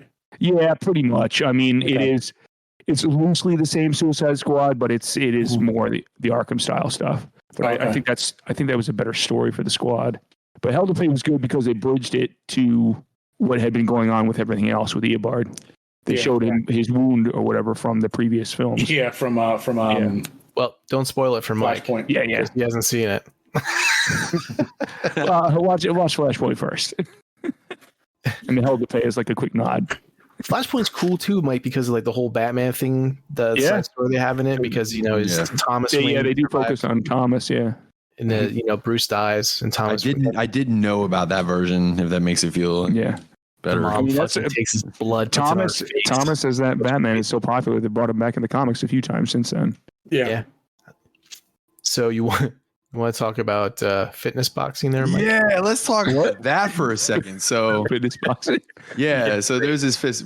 Oh, it's Fist of the North Star? Yeah, I did a Fist of the North Star fitness boxing thing. That's awesome. So let me tell you that there's like you do the 100 thing and then he walks away. It's like you're already dead. Yeah, Mike, show him the trailer real quick. All right. Oh, I haven't seen that. Yeah. Shit. It's pretty great. Do you remember? You're already exercising. Right. Oh, it's classic. Wow. It reminds me of like Beat Saber, like without the sabers, kind of in a way. Nice. The setup. Mm-hmm. Man, why don't they just do an updated version of Fist of the North Star with modern like fighting game? It would definitely sell. They should. I'd love to They see have that. all the characters. It's not like they don't have all the sprites here for the characters anyway. They just put it in a game and it would sell. They did make a fighting game for it. Arc System Works, the ones who made. Oh, really? Yeah, it's pretty old. I think it was from PlayStation 2. I think. Oh shit! PlayStation 2 era, but that game's broken as fuck. No, man, they could do it for the modern Xbox and PlayStation systems, and it would sell. Oh sure. It wasn't PlayStation 2. It wasn't PlayStation 2. 100 blows, rushing fist. It was either that or PS3. No, it wasn't PS at all. It was the other gaming system, and I can't fucking remember what it was. Wow. Oh, that's great. So the man, Mike's already got it pre-ordered. I don't have a Switch, but it makes me want to buy one. Oh, yeah, I almost got a Switch just to get the Marvel Alliance 3 that I've been waiting for 10 years, and then they made it exclusive to Switch. I was like, fuck you guys. But it's PlayStation 2, Jed. No, that was a port. It wasn't. Explain It the was Switch originally to me arcade, but yeah, it was PlayStation 2. Somebody told me that you can't play multiplayer on a Switch. Is that true? Like you have to have multiple Switches in order to say Jefferson and Gurman come up here to play Mario Kart. When we play in the Wii U, we use one Wii U and we use 3 controllers. But I don't know. Somebody was saying if you're gonna play like multiple players, you all got to have Switches, or is that when you're playing like online? I have no idea. I don't have a Switch. I'm curious. I'm gonna have to research this shit because they got the new Mario Kart on there too. And if they're gonna have some Fist of the North Star shit, man, Marvel Alliance 3 is awesome. And that too, yeah. It's the only way to get it. Levy was a Atomus Wave. It was based on the Dreamcast. That was in 2005 when it came out. Yeah, well, I looked it up. The Hokuto no Ken fighting game by Arxis. It was an arcade game and then ported to PlayStation 2. I remember seeing that one that you showed me. Kind of had didn't it have like a Marvel Capcom kind of look to it? Okay. Yeah, it was Arc System Works. It was very, very free form combos, which is why I say the game is utterly broken. You can do ridiculous shit in that game. Anyway, it was Atomus Wave. I think that's the name of the system, Atomus Wave. And then, like I said, it was ported to PlayStation 2. Interesting. Well, I'm glad you threw that in there because I would have never known about it. I don't know. You can play multiplayer on one system. That's cool. I didn't realize that either. So, all right. And the only other question that I have is whether or not like old games can play on the new system, because you could do that on the Wii U. You could play Wii games on the Wii U. I'm wondering if you could play old shit on the Switch. I don't know. That's all shit I got to look into before, because it's like man, for me to get a system, it's tough because I don't do a whole hell of a lot of gaming. Yeah, I don't either. I have a hard time playing the systems I do have. You can pair up to 8 controllers with your Nintendo Switch console simultaneously, as long as you have no shit enough Joy-Cons or Switch Pro controllers. Jefferson has a Switch, so we might have to look into this new Mario Kart, or new-ish, I should say. You just got to pick up some Pro controllers. Yeah, we tried to go on TikTok Live the other night playing Mario Kart, and we got kicked off for.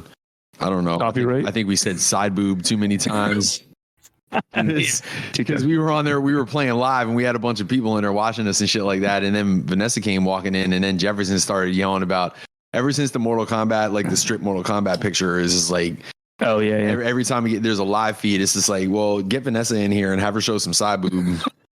So he can get some viewers, and he kept saying side boob over and over and over again, and then I looked at the feed, and it's like that. We got kicked right off of there. I think it was more Nintendo than anything, right, Levy? Because they put the kibosh on anything Nintendo. Yeah. Really? Nintendo. Wow. Yeah, they're very, very draconian with their copyright. Yeah. That's kind of like Toho with Godzilla. Yes. Before you got here, we were just talking about Toho, Godzilla, and how he had on the screen when he first pulled up all the Gamera stuff from the new Gamera teaser. I'll be looking forward to that on Netflix. Talking over what was the name of that movie that we were just talking about, Jed? The Lake. The Lake. The Lake. Yeah, and it's like a kaiju movie. Oh, okay. I haven't seen the trailer. It looks somewhat like. I'll have to check that out later. Yeah, it looks somewhat like Gamora.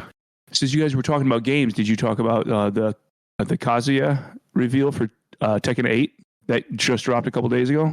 It shows like some of the new mechanics. No, I'm probably the only one that would have even. Okay, yeah, I didn't know any of them. I'm actually not a Tekken fan myself. Oh, I am, but so it's pretty cool. It's a lot more dynamic. I did see the new character reveal for Street Fighter 6 though. Yeah, that dropped today or yesterday. So, yeah. Of course, so. as soon as Tekken dropped, of course, the next day competition's going to drop. Yeah. And the Street Fighter 6 looks remarkably like Tekken, a mix of Tekken 6 and 7 to me, just because I don't know Capcom quite as well. Yeah. I did. I mean, Street Fighter 6 looks fucking phenomenal. I'm actually, this is the first time I've been excited for a Street Fighter game since Street Fighter 4.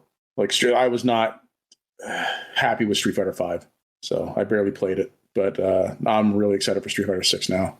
What's next, Jedward? I guess we go to. I was going to ask you, did you watch Chainsaw Man yet? I watched a couple more episodes, little by little. Man, me watching any episodes at all is a step forward because, But yeah, I didn't see all of it yet, but I got a couple more episodes past last.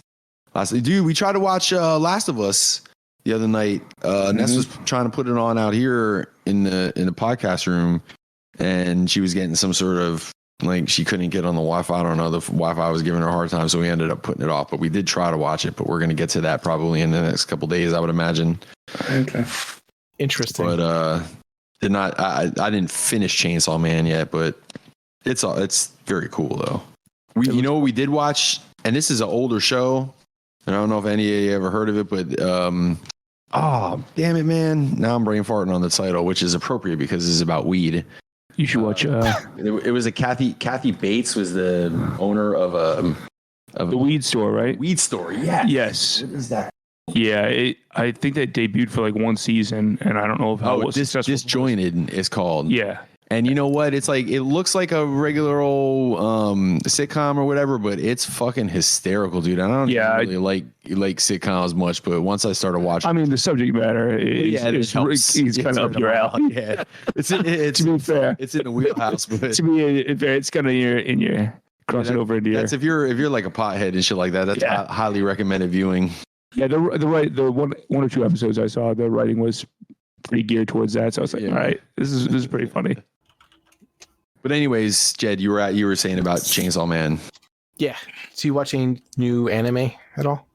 No. You know what? It's a bad time to ask me if I did anything because all I've been fucking doing is coming home bagging and boarding these comics. I've been kind of watching shit. Just passively in the background. Yeah, I've been watching shit just kind of passively in the background. So I haven't been like paying much attention to the shit that's been on. So just most of the time when I'm in like that kind of mode, it's usually like documentaries or something like that I don't necessarily have to really pay hard attention to. So what I watch when I draw. I was watching a lot of like alien shit. a lot of shit about the government hiding alien shit on us, shit like those kind of, you know what I mean? Like smoke weed, backboard comics, and watch fucking ancient aliens and shit. Seriously. So cool. That was. I promise I'll have more to talk to you about next time. I get. Have you? Get with you. Did you ever watch Parasite?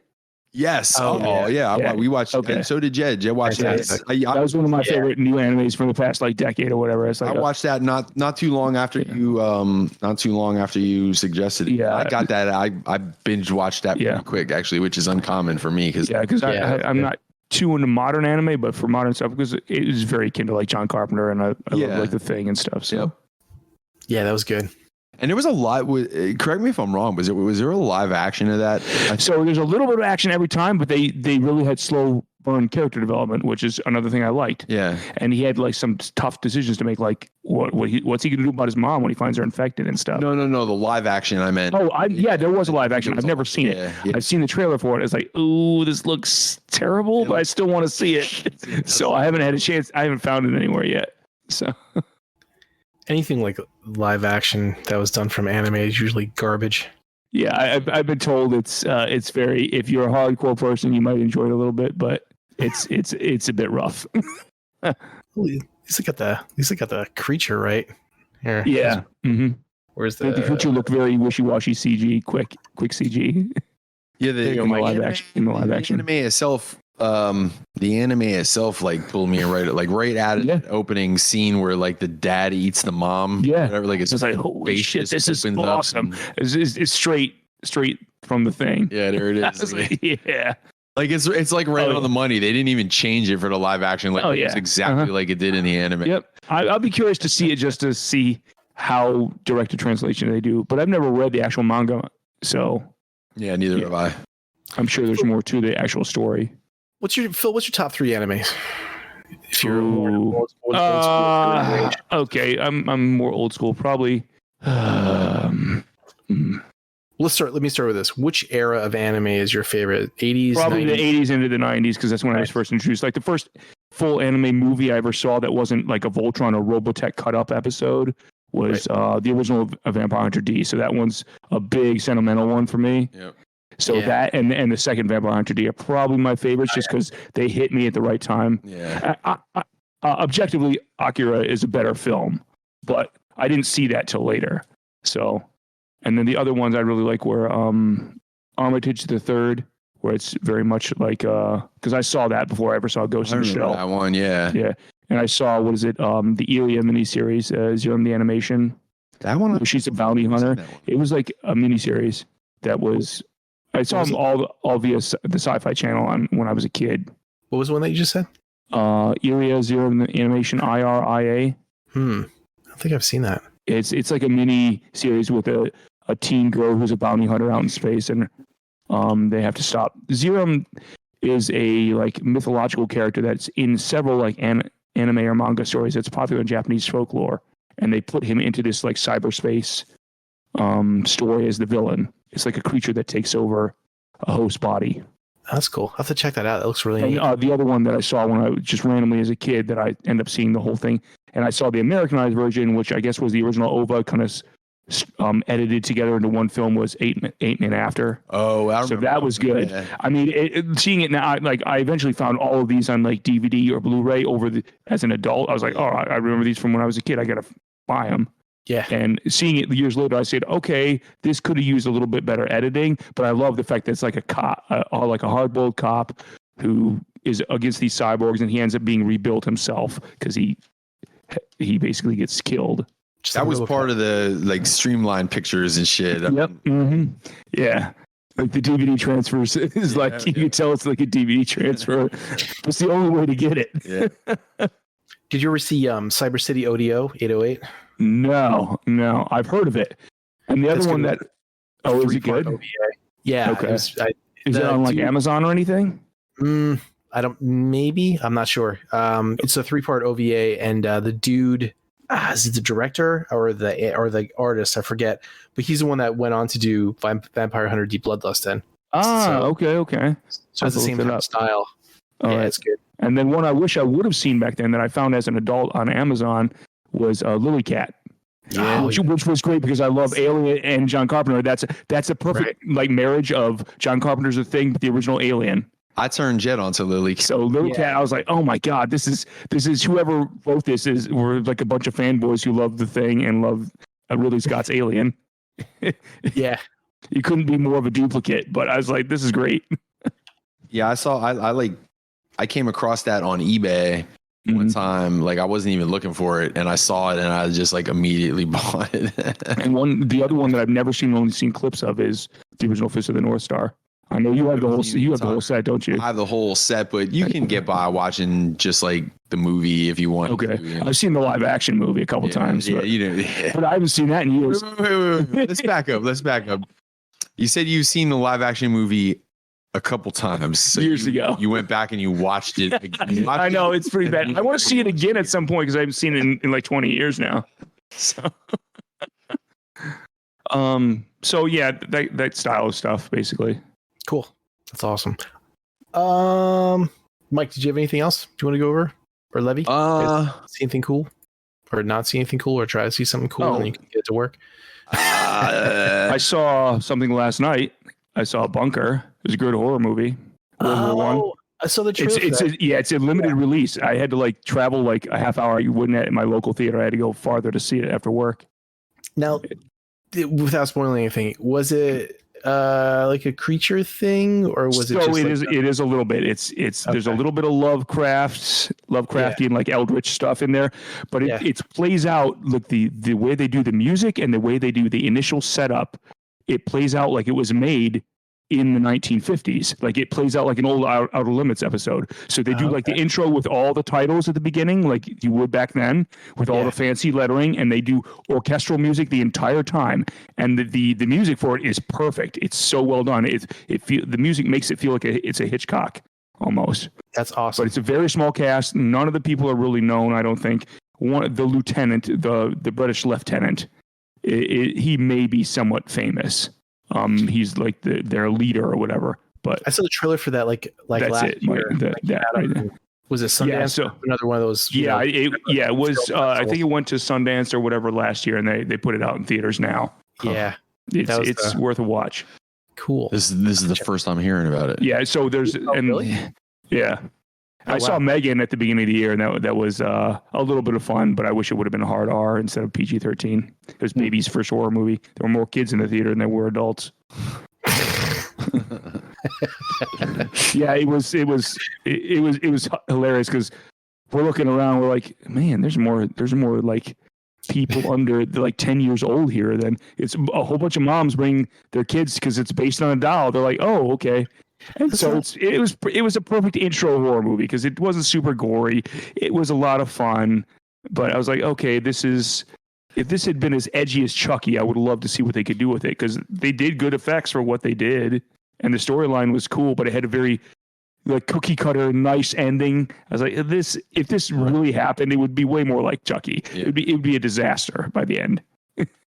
And then the other interesting thing I saw recently was I saw Infinity Pool because I'm a big Cronenberg fan. So, and that's Brandon Cronenberg, not David. It's his son. So Infinity Pool was the Alexander Skarsgård movie with Mia Goth, where it's a bunch of rich 1%ers in a foreign like resort country club, and the guy is driving after a party, and they accidentally hit a random shepherd, like sheep herder guy on the side of the road, kills him. And they get arrested, and they find out that the law of the land is you have to automatically be put to death. But if you're wealthy enough, like the wealthy 1%er, you can have a clone made of you who can take the L for you, basically. That's weird. Yeah, so it's there's a little bit of body horror element, like there is with any Cronenberg stuff, but there's also like very like twisted storytelling. Mike, I found the next movie for you. It was just in passing, scrolling, and it came up, and I was like, "Holy shit! This is like just for him. They must have made it just for you." And there we go. You bet your ass. Look at it. Got 7.4 out of 10. 7.4 out of 10. Amen. Yeah, I'm in 2022. Oh, that's out already. Yeah, man. Look at that. Dude, that should already be in your video library. In my library. Oh, by the way, just to fill you in on what's going on in the past, this is. Oh, that's the AT&T. Yeah, she's a hot commodity, man. Yeah, she's a smoke show. Yeah, she is. Real or fake titties? What do you think? I think she probably had them worked on, but Levy thinks they're real. I mean, they could be. I'm torn. She's always had them. So when she started her commercial career for doing commercials, she originally had a lower cut top, and they had to they got some flack for it, so they had to make her more conservative looking in the commercial. So now she's totally like fully clothed. But when she does she's done like a couple film roles here and there, and she looks fantastic, man. Yeah. I don't care if they're real or fake. That she looks great. If you can touch them, they're real. That's the classic nerd response. That's good, Mike. If you could touch them, they're real. I just went back to being 13 all over again. Wow. I never went past that. Jeez. Do you already have a show title yet? Because that's a great show title. You can touch them, they're real. Perfect. And I've contributed to the show. Thank you. There it is. Mic drop. It's my contribution for the evening. Lucky Mike. We'll call it Lucky Mike. Lucky Mike. What's next, Jedward? Weird news, I guess. Weird news. Yeah. Oh, you even got the shit. Yeah, nice. I didn't even... Oh, that's me. That's you, baby. Yes, that's you. It's 200 episodes later. 200. The weird news segment is one of the best segments of the show. It is. Should be open. It's a lot of pressure, Levy. It's All right, so I'm gonna share this image into the chat. Oh no! Just so you can see it. Is it an inverted dick? No. If there's no genitals involved, I'd be surprised. Crematorium So McDonald's says it will remove a McCrispy ad opposite a crematorium that's been called dude, Tasteless. that is a meme. Come on, is that a real picture? That's a meme. Yes, Oh my god, that is real. Great. that is real. I want to put that on my Facebook. My Facebook heading. This comes from BusinessInsider.com. That's so good. Yeah, McDonald's said an advertisement for its McCrispy burger on a bus shelter. This actually looks more like a chicken sandwich. On a bus shelter opposite a crematorium near Truro in England will be removed. Oh man, Damn. no way, Somebody, dude. That will be a meme from now on. Put that there, man. Like somebody did it on purpose. Somebody Somebody definitely. McDonald's knew what they were doing. McDonald's knew what they were doing. Come on now. No way. There's no way you could be that fucking dumb. They put that there knowing they were going to get a lot more advertisement than just the exposure they got. Yeah, exactly. Any advertising, even if it's a negative, is good advertising. Here's some bullshit that a McDonald's representative told Insider. We were unaware of the road sign in the vicinity of this bus stop. However, in light of the concerns raised by Cornwall Live, we have asked for our advertisement to be removed. Yeah, we didn't realize. We were unaware. Dude had to be stoned out of his mind. Sign he didn't like trip over the crematorium sign that's literally like a foot, 6 a inches foot away from the freaking bus shelter. Didn't see it. Didn't see that big giant black and white sign that said crematorium in giant fucking letters. Oh my god! Right next to it. Whoever was asked to put that there is probably like, well, it's right next to the crematorium sign, and the dude was probably like, is it close enough to get in the same picture? You can't pay for marketing like this. If so, install it. McDonald's just saved over $1 million in advertising. Absolutely, easily. Absolutely. Easily. Do you guys remember going down MacArthur Road in Whitehall, and then you would get to the U-Haul place there over where the intersection was? There was a store Lockett, like a storage facility there. You guys remember that? Yeah, like a self-storage place. Yeah. There was a big, huge sign up above. It said "Store Lockett, keep the key," and it was right above a cemetery. Oh wow! Remember that right there where the I remember the cemetery and I remember the sign. I don't know if I ever put two and two together. Yep, it said "Store Lock and keep the key," and it was right above the cemetery. The best shit from MacArthur Road back in the day was or actually might even still be up, but they have the giant food stores and then Dick's Sporting Goods signs right next to each other. It said this giant dicks right next to each other. I think they might have reversed it since then. So now it says Dick's Giant, but for a while there it was Giant Dicks, which was fucking hysterical. Yeah, Dicks and BJ's right next to each other. Dicks and BJ's right next to each other. Yeah. All right, for my next story, this comes from WSBTV.com. Georgia woman crashes into Popeyes after order was missing biscuits, police say. Yo, I heard this story. Lori told me about this one. Yeah. A Georgia woman... like missing the gas pedal like all the old people do. A Georgia woman is accused of purposely crashing her vehicle into a fast food restaurant when her order did not include biscuits. Hey man, gotta get them biscuits. It's worth it. I mean, I like biscuits. as Popeye's much biscuits as the ain't next that guy. good. All right. Yeah, no, wait a minute. I mean, They're I not like Popeyes, but biscuits. their biscuits are kind of trash. They're not Red Lobster cheddar biscuits. I wonder if she. Nothing after is. she- Nothing is. I wonder after she crashed through, if she hung out the window and went, shit. Nah, no, you see Levy pop in the side, and he said, "Shit." He pops in frame real quick for the meme. Like the toasty man. He's like the Kool-Aid man. Shit. Shit. Oh my God, Crashes, Mike. crashes through the wall of Popeyes. Dude, that's the next meme. Let me crash it through the wall of Popeyes. You say, shit. Oh my God, no. Sorry, Levy. Dude, Mike, I'm not contributing. I'm out. we Bye. gotta get like This a is picture of my his second face, contribution. Yeah. like his face, his upper torso, and just have like a word balloon where it says "shit," and then just put him like on every fucking meme or some like Big picture. That'd be smile. great. On a coffee mug. Levy's coffee mug. Great. World famous. It'd be like the toasty guy in MK. Right. Little sweet. Let's see. Is there anything else in here? Just a little suite of fucking Blackout and Shout memes. The manager told police that before the crash, the mistake was corrected and Miller was given her biscuits. However, the manager said that Miller was still unhappy. So she got her biscuits anyway and still crashed her car into the fucking go through the wall of the fucking Popeyes. She was looking for a reason to drive through the wall of the fucking Popeyes. She was gunning for somebody. Yeah, she was. And managers like, I think they need to do some digging in. Like, you're gonna find out that her husband's side piece was working. yeah, exactly. Her husband's side piece was the manager. Yeah. It's like, bitch, you're gonna die now. Oh, but apparently she fled the scene and her vehicle was later found at her home with front end damage. So she fled the scene. So she hit. Yeah. The car was attacked enough to drive off. Apparently, but she home and didn't ditch the vehicle. Yeah, she plowed into the restaurant, almost striking an employee, and she continued driving into the building until the vehicle was stopped by debris, according to Norat's affidavit, and then she fled the scene. But she took the car home. Yep. And man, that's amazing. Rank amateur hour. Then they gave her biscuits. Then she left. And they gave her biscuits. Take the biscuits. Here's the ones we haven't even cooked yet. Here, just take them. Take them all. All right. So the next one comes from The Independent via MSN.com. Man charged after 200,000 cream eggs stolen from outside a warehouse. That was me. Sorry, guys. Cream eggs, those are I had a Cadbury's fixation, and I took them all. That was me. I admit it. That's a Hershey. It was a Hershey thing, huh?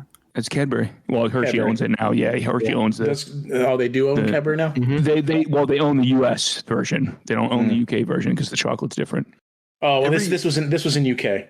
Oh, okay, then that's the legit ones then. Yeah, Joby Poole was arrested in connection with the incident on Saturday, which involved an estimated $40,000 worth of confectionery. Holy shit, dude! Can you imagine? That's like face planting. That's like diving into a Scrooge McDuck pile of Cadbury eggs, just smearing the sugar frosting on the inside all over your body. You become one gigantic fucking Cadbury egg. My favorite shit about the Cadbury eggs is that, like, every Easter or whatever, when they still show the same commercials from like 1980. Oh yeah, dude, the bunny. Yeah, the bunny sold me when I was a kid. The bunny sells me now. I love it. No, when they put the rabbit ears on the lion. Yeah, and the bunny, that bark noise is bark. It's like, what is the bunny actually doing? I think they gave the bunny an enema or something, and it makes that weird noise. Okay, so in a series of tweets, West Mercia police said the extravagant theft unfolded at Stafford Park in Telford, Shropshire. A number of other chocolate varieties were also stolen. Shortly after the theft, a vehicle presumably purporting to be the Easter Bunny was stopped northbound on the M42, and the man was arrested on suspicion of theft. Wow. Shropshire Fire and Rescue Services Market Drayton Station replied to news that the haul had been recovered, telling police, "Excellent work by all involved." Who's writing this shit? Where's the hi-hat sound effect The here? Independent, Mike. The Independent. So excellent work, guys. Excellent story, Levy. It was cheesy the first time, Levy.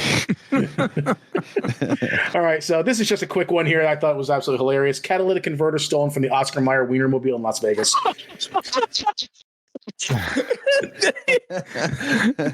I pictured that it also looked like a hot dog. The catalytic converter. Yeah, except it's like a charred hot dog from all the excess carbon.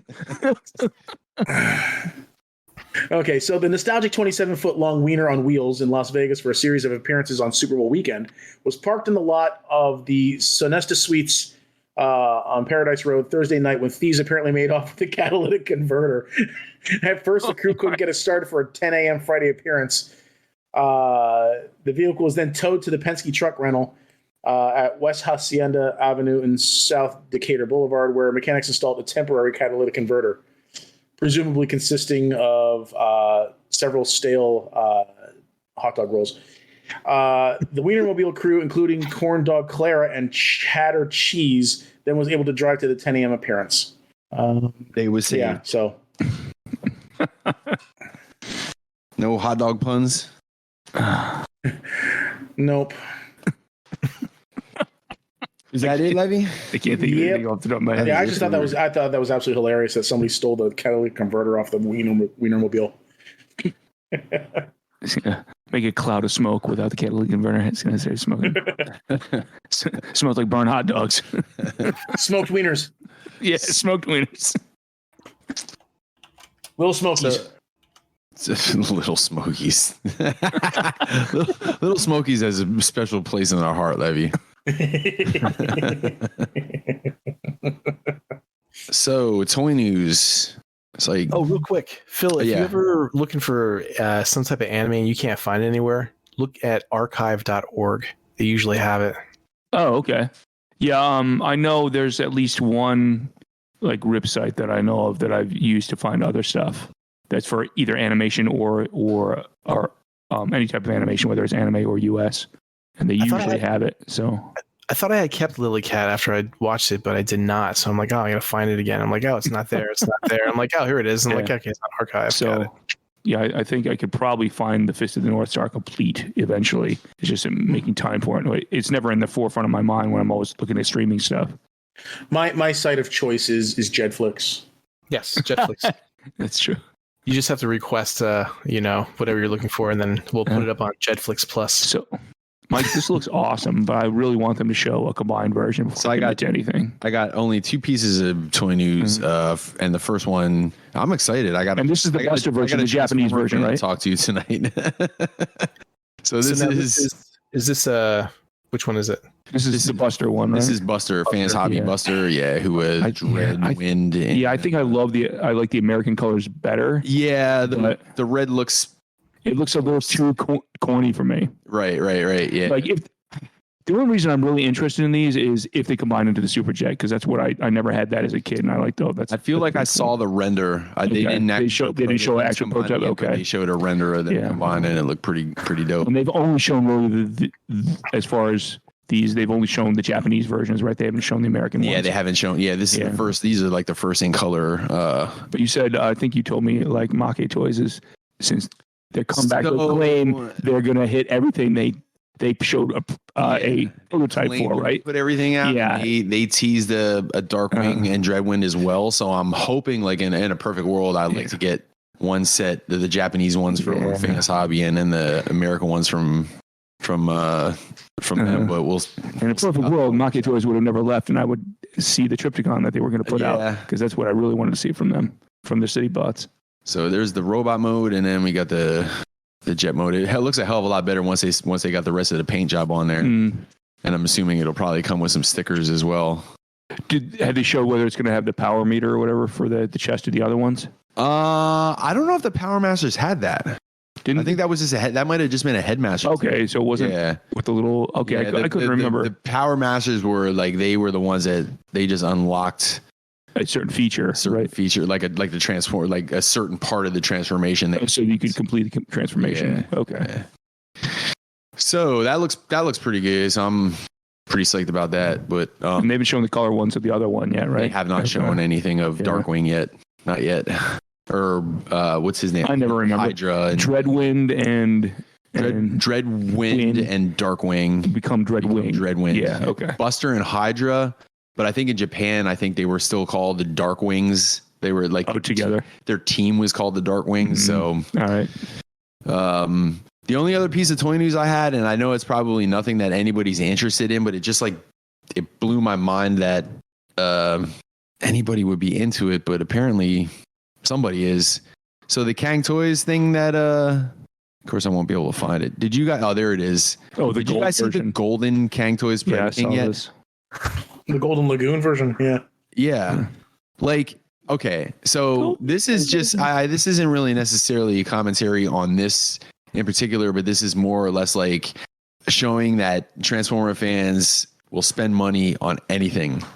Because like if they did was it Nemesis, the purple black one that what's it called did back in the day, I'm sure that would sell too. The Feral Rex. If they did the purple black one of that, I'm sure that would sell too. This is twofold. Number one, this is how much did this combiner end up costing you guys at the end of the day? Like after did you get lot. Right? Was it $1,000? They're $150 a piece, right? Or is it more now? The first couple were $125, but I think they're probably like for the re-releases went up, and then I think the Lion. It makes me dread the Dinobots because I'm actually interested in those, and they're going to be ridiculous. It's an expensive combiner to begin with, but then this wasn't even a third season thing. Like the Golden Lagoon was a second season thing. So they're just applying it to this. Never even appeared in that episode. Let me stop all you guys right away. Okay, go ahead. It's not a Golden Lagoon at all. So it's a Chinese New Year thing, or it's like a lucky draw type of thing. So I was just thinking that too. Chinese New Year, lucky draw. The whole thing with Chinese New Year is like you give gold, give money type of thing. I don't know if you guys are familiar with like red envelopes or whatnot. Yeah. So red envelope is basically you put like a nice crispy brand new bill and then you give it to your family or friends or whatever as a Chinese New Year gift type of thing. So there's a story, and you guys see like a lot of times that there's a myth that goes around, and there's all these different retellings of it. But there's like these 8 legendary guardians that help protected like children from evil demon spirits type of thing. Mm-hmm. So if you ever see like a Chinese thing that has like 8 coins kind of tied together in this with a string, like that's like it's like it's an 8 guardian thing, and that's what this is. It's 8 guardians, golden. And they're reselling it. Oh, okay, that makes more sense then. Yeah, I mean that makes sense, and that's a cool story and everything like that. But like, you show this to the average Transformer fan, cool story, bro. Cool story, bro. No, they're going to think Golden Lagoon. We're going to think Golden Lagoon, like just coming from a Transformers perspective. Makes 0 sense. It's and plus it's also the lucky draw thing where they. I'll tell you this much though. This is going to sound crazy, but like all one color for some reason, I can make it out better. like looking at it, you know what I mean? Like it actually, like, I don't know why your eyes don't get confused by the multicolors. They don't get confused, and I don't understand that because it looks less like a Zord, more like a Transformer. The thing that I complain about with Bayformers is that the Decepticons are just like the silver color, so you can't make out what the fuck is going on. Maybe it's just the way it's lit, I guess. It's since you haven't seen it like firsthand, it's like one of those things where you kind of judge it based on all the pictures and stuff. But when you put it all together, it makes sense. Like okay. And so you got the whole set, right, Jed? Yeah, I got the whole thing. I combined it like a month ago after I got it, and I was like, how is it combined? It's good. Like the only thing that I was kind of worried about a little bit is like over time the ankles get a little weak, probably. Okay. If you don't have it like kind of propped up right or whatever, I can see gravity fucking killing those ankle joints like after a while. But it looks great, and it's fucking heavy, and it's really it holds its poses and everything really well. Jed, do you still have yours in combined mode still? Yeah, I do. I got. Can you do me a favor when you get a chance? Can you send me a couple of like portrait video of it, like just a couple seconds of like flybys and shit like that, like from like a couple different shots of it or whatever? I would love to put some of that shit on the page. How tall is it compared to like Constructor? It's the same size, I think. Actually, same size. Okay. Maybe like do the barrels of the guns tower over Constructor? Is it taller? I think the guns head to head. Head. Yeah. Okay. Yeah. So it's like the Bruticus that came out from. Right. Okay. But yeah, it's like they have like a lot of the pictures and everything that people put. They have like all the I don't know what you call it, fucking flare and spiky shit from the fucking lion head is like all out. But you fold all of that down and fucking it looks good. It looks really good. Yeah. Okay. I think I have. I'm not sure if I still have a picture on my phone that I took a while ago, but like a month ago. Let me check, see if I have it or not. I'll post it in there if I do. Yeah, I would love to put a little bit of video on the page because I've seen some pictures and shit like that, but I still haven't. I mean, outside of like reviews, you see them in the reviews. Have they shown any other pictures of the Dinobots besides that one coffee table shot with the prototypes? No, that's the only. I'm not saying that there's not. Yeah, but that's the only one that I've seen. Yeah. Okay. What commission do I get if I give it to? I'll probably make like anywhere between like $1.25 to on the reflector. Yeah, the reflector page. Yeah. So I'm sure I'll flip you a dime or two next time I see it. I heard you get that shit for free, so I thought maybe you throw some my way for free. That shit had me infuriated when I read that today, man. I don't even know why. Like and it was a Friday because most of the time I don't get mad at stuff on Friday because I know that's it for work for the week. So if I'd have seen that shit on Monday, I would have wanted to Jay and Silent Bob that dude. But I'm just like, it was like it wasn't even like it was guessing. He was just like, trust me, he didn't pay for it. Listen, so if you're listening right now, I just want to verify that he absolutely did get that for free. He did. I saw him talking to those Robeson guys at TFCon, and then all of a sudden now he has a trailer, and he's like, I can't pay my mortgage, but I got a free trailer. You know, he got a free trailer and a hand job from the Robeson guys. Meanwhile, trying to pay for the addition on the house. He's like, I'll suck you a dick for that trailer. Do the $15 little man, John. Jed, I'm glad you don't go to the cons anymore. So Jed's not going to join us tomorrow? Yeah. Zolocon's tomorrow, boys. Yeah, come on. I'm gonna go smell. Maybe. So I mean, find out who left the fart last time we were there. Oh, what's that? The Zolocon fart. So this is a Zolocon fart. Was it in the centrifuge at Zolocon? It was on the first floor. Legend of the. So somebody ghosted. Somebody crop dusted. Let's put it this way. I'm pretty sure somebody let off a stink bomb. Let's put it this way. Both Levy and I are both 46 years old, and we have been through and smelled a lifetime worth of farts. The Zolocon fart still gets talked about. Wow, that must have been some. It was. No, I think somebody threw a stink bomb on the floor. Oh, really? Yeah, it was such a bad sulfurous smell. Oh, so it's super sulfurous. I'm hoping that it was a person and not somebody had a gut bomb, couple of cheesesteaks, and then walks in there and said, "Oh my god!" But the worst part about it was like right where like a couple of the food carts were at, where you. Somebody had a gut bomb at that food court. They let it fly, man. They're like, "Fuck, I'm walking out of here. Good luck, guys. See you." Smell like shit and chicken fingers. Yeah. I finally got finally found. So it. How many years ago was that? Like 3 years ago? Oh wow, still talking about that. Was that more than that, I think. Pre-pandemic. In fact, I'll tell you in a second. It was ground zero for the pandemic. Actually. Okay, so that's Jed's. Okay. Wow, look at that. Yeah, wait, man. Is that back? I can't tell. Is that forward facing or not? I can't tell. But no, it's forward facing. Okay, it's forward facing. Yeah. The face is Predaking's face is kind of So Jed, when are we getting the mod on this? When are they going to send out the add-on package to make it actually look like animation Predaking? You would think that like the Oculus Max version. Come on, they would do the like all orange version or something like that. Yeah, or at least a face sculpt. They could probably get a good $20 out of a face sculpt. I bet they will. I guarantee they'll try for it eventually. The Zolocon fart happened in February of 2019. Okay, so right before. How are you for COVID? It was you had that COVID right there. That detail. So somebody ate a bat. It turned their stomach and it turned into the Zolocon fart, which is pretty cool. Yep. And that's how it started. Yeah, that's all it started. So no conspiracy at all. It was a Zolocon conspiracy. How do you know? Like, what did you have at your fingertips that let you know? He phoned exactly. He videoed people's responses on the day of because that was Google's the one who did it. He's the one who did it, so he took a step back and just videotaped everybody. He's like, "I'm getting a reaction for posterity." No, that was the con that I bought that Hot Toy Superman. And I looked up my post on Facebook. I just Googled Zolocon fart just to see if anybody else talks about it. Wow, this is on Google. It would have been great if that would have been the first thing that came up. Wikipedia. entry. Wikipedia entry. By one Mike Kincaid. It's the Zolocon fart would be more famous than all of us combined. It's great. Yeah. It was actually February 9th, 2019, because that was a Saturday. Well, boys, that's all I got for toy news. I don't know if And anybody fart else has and fart news. I did see some new Mafex releases. I think they're doing like the Terminator skeleton. Yeah, Oh, I heard some of that. The T800. and the Batman on the horse. I saw that one. Mhm. Trying to compete with McFarlane. Yeah. That import price.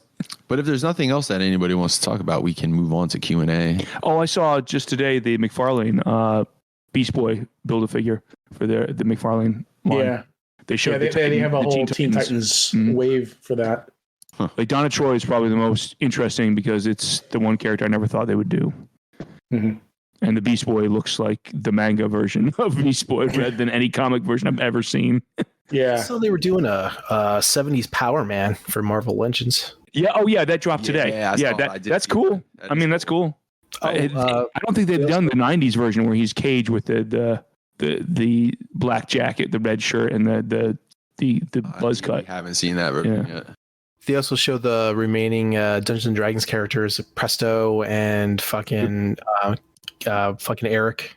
Is that for the movie? The new movie? And Sheila. No, from the 80s cartoon. Oh, okay. Oh yeah, and Sheila. I forgot about Sheila. What else was there, Levy? There's an Iron Man too. I think there's an Iron Man that they showed. Iron Man. Hot Toys Batman from the Flash movie. Oh yeah, they're doing the Keaton, which will knock down the price of the old Hot Toys one.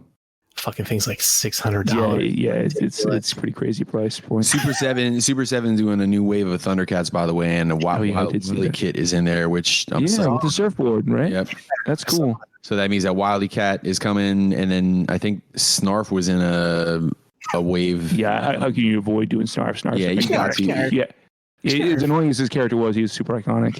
We were laughing about it because like we're all like me and Doris being like Thundercats fans and like cat guys and shit like that both hate Snarf.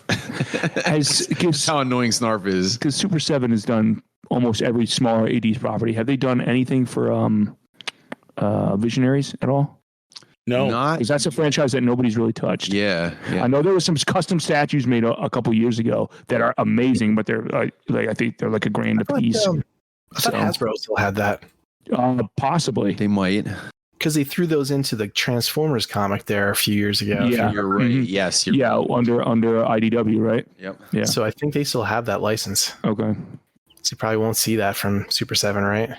Oh yeah. So Super 7 won't touch anything Hasbro's got, right? Well, Right. except that like Super 7's doing Transformers though, Yeah, they do. They do a little bit. and GI Joe for that matter. Yeah, I'm not sure. I'm not sure how all that shit works. They're like the fucking Visionaries license is so goddamn expensive that nobody will touch it. But why? Why? I mean, Got it. that's How about something that Dino Riders I wish would come back. Here we go. You ready? Ready? Super 7 mask. Oh yeah, There you that's go. interesting. Definitely interesting. Do the vehicles and everything. yeah. So they can charge like $250 for the Thunderhawk, Well, they did. Yeah. They did the tank, right? They did the Yeah, the the fucking Thunder Tank. Did the Yeah. tank, yeah. Well, that just released. Yeah. Wow. And it's like what, like $450 or some shit. So what would the Rhino be? The Rhino would be like $1,000. Jesus Christ, yeah. Well, now And if then you're Mike, mountain playset is like $2,000. you get it for free if you're Mike and Kate. Yeah. Yeah, I mean, Mike Kincaid's going to have the mountain gas station playset that's the size of his edition. That's what the edition is built for, just for that. I will be getting a Thunder. I will be getting a life-size Thunder Tank that I will actually be taking to work on Monday, free of charge. From Robinson. And matter of fact, I'm not even gonna have to drive that shit. Panthro is gonna fucking be my like driver. You're going to hire somebody in cosplay as Panther that's just you have to work for this dude now. He's going to like smack your ass. He's going to tell you to drive. Well, I gotta smack his ass. Hey, he gets him going in the morning. It's going to get him started. Flip that little tail. The whole fucking 8-hour job thing is all an illusion anyway. It is. Hey, we're everybody's trying to go for converting to 4-day week now, and after the whole 86 companies in the UK showed that it was profitable to do I it. wish they would, man. Interesting. Well, me and a lot of other people. Yeah, that'll never fly here in the States, man. You get to work 4 12-hour days and have 3 days off. Yeah. Yeah, That's how they equate it. We'll get an extra day out of you anyway. Yep, pretty much. Q&A. Sure. We have 2 questions. You want? I love how this whole DC thing is just taking a life of its own.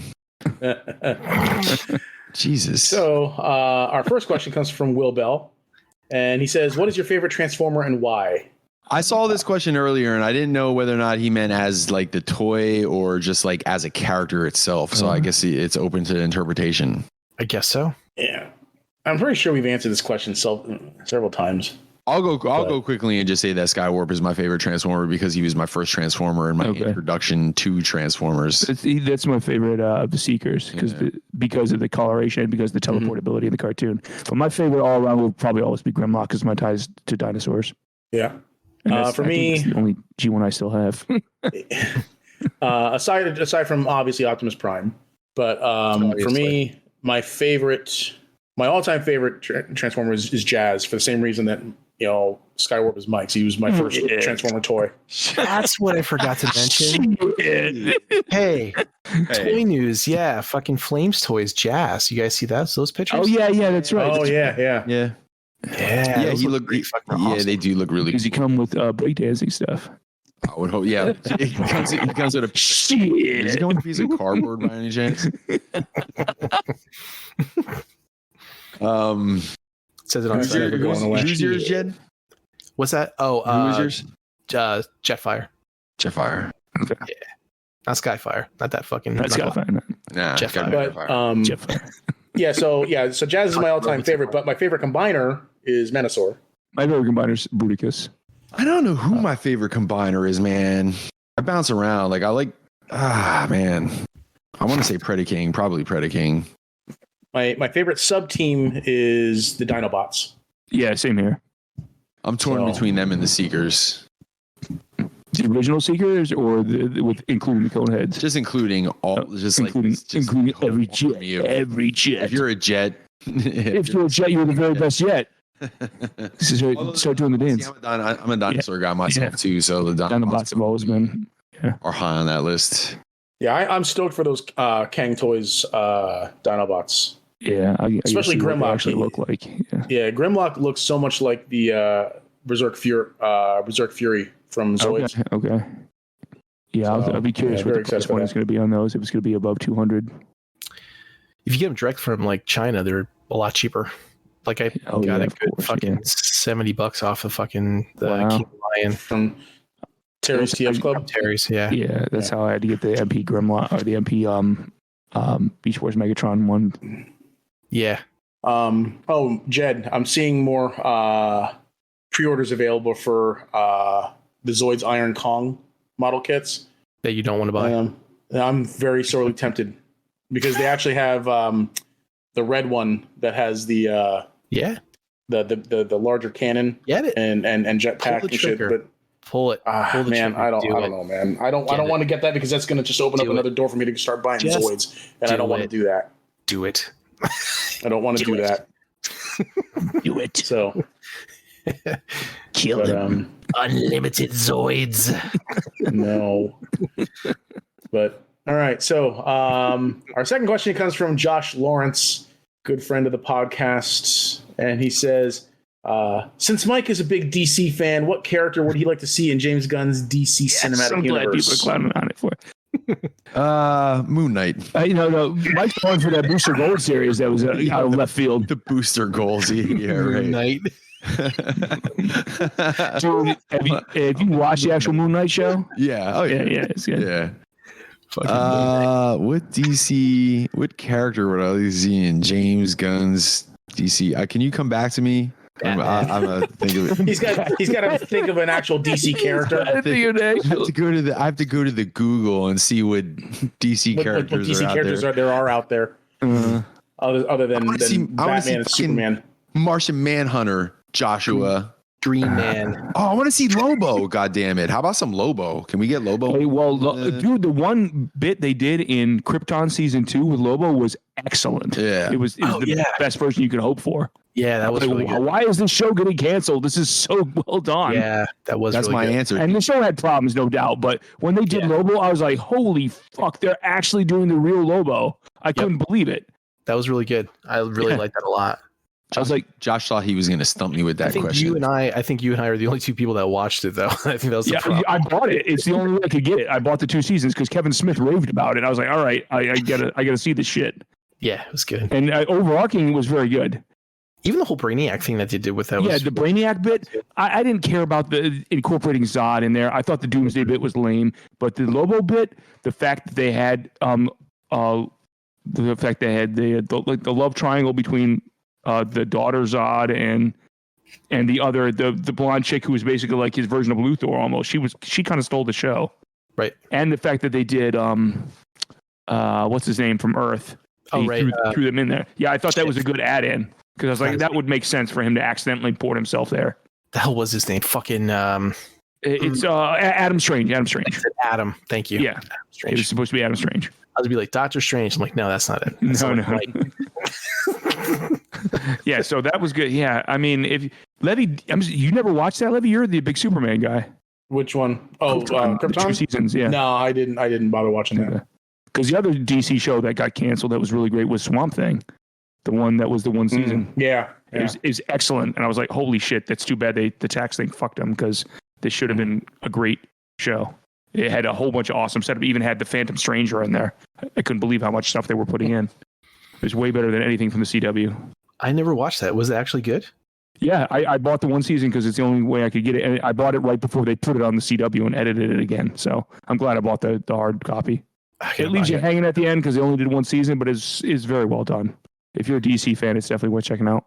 Did you use like a lot of Alan Moore story? They were going to lean that way, not necessarily right away. It was leaning more towards. It seemed more like Len Wein and Bernie Wrightson that created him. Yeah. Like the original stuff before Moore took over, but they would have gotten to the Moore stuff eventually. More stuff was cool because of the fucking all the supernatural undead shit that he. Yeah, so they were leaning that way anyway because the Phantom Stranger would show up, and they basically had a way for the Blue Devil to show up as well. Mm-hmm.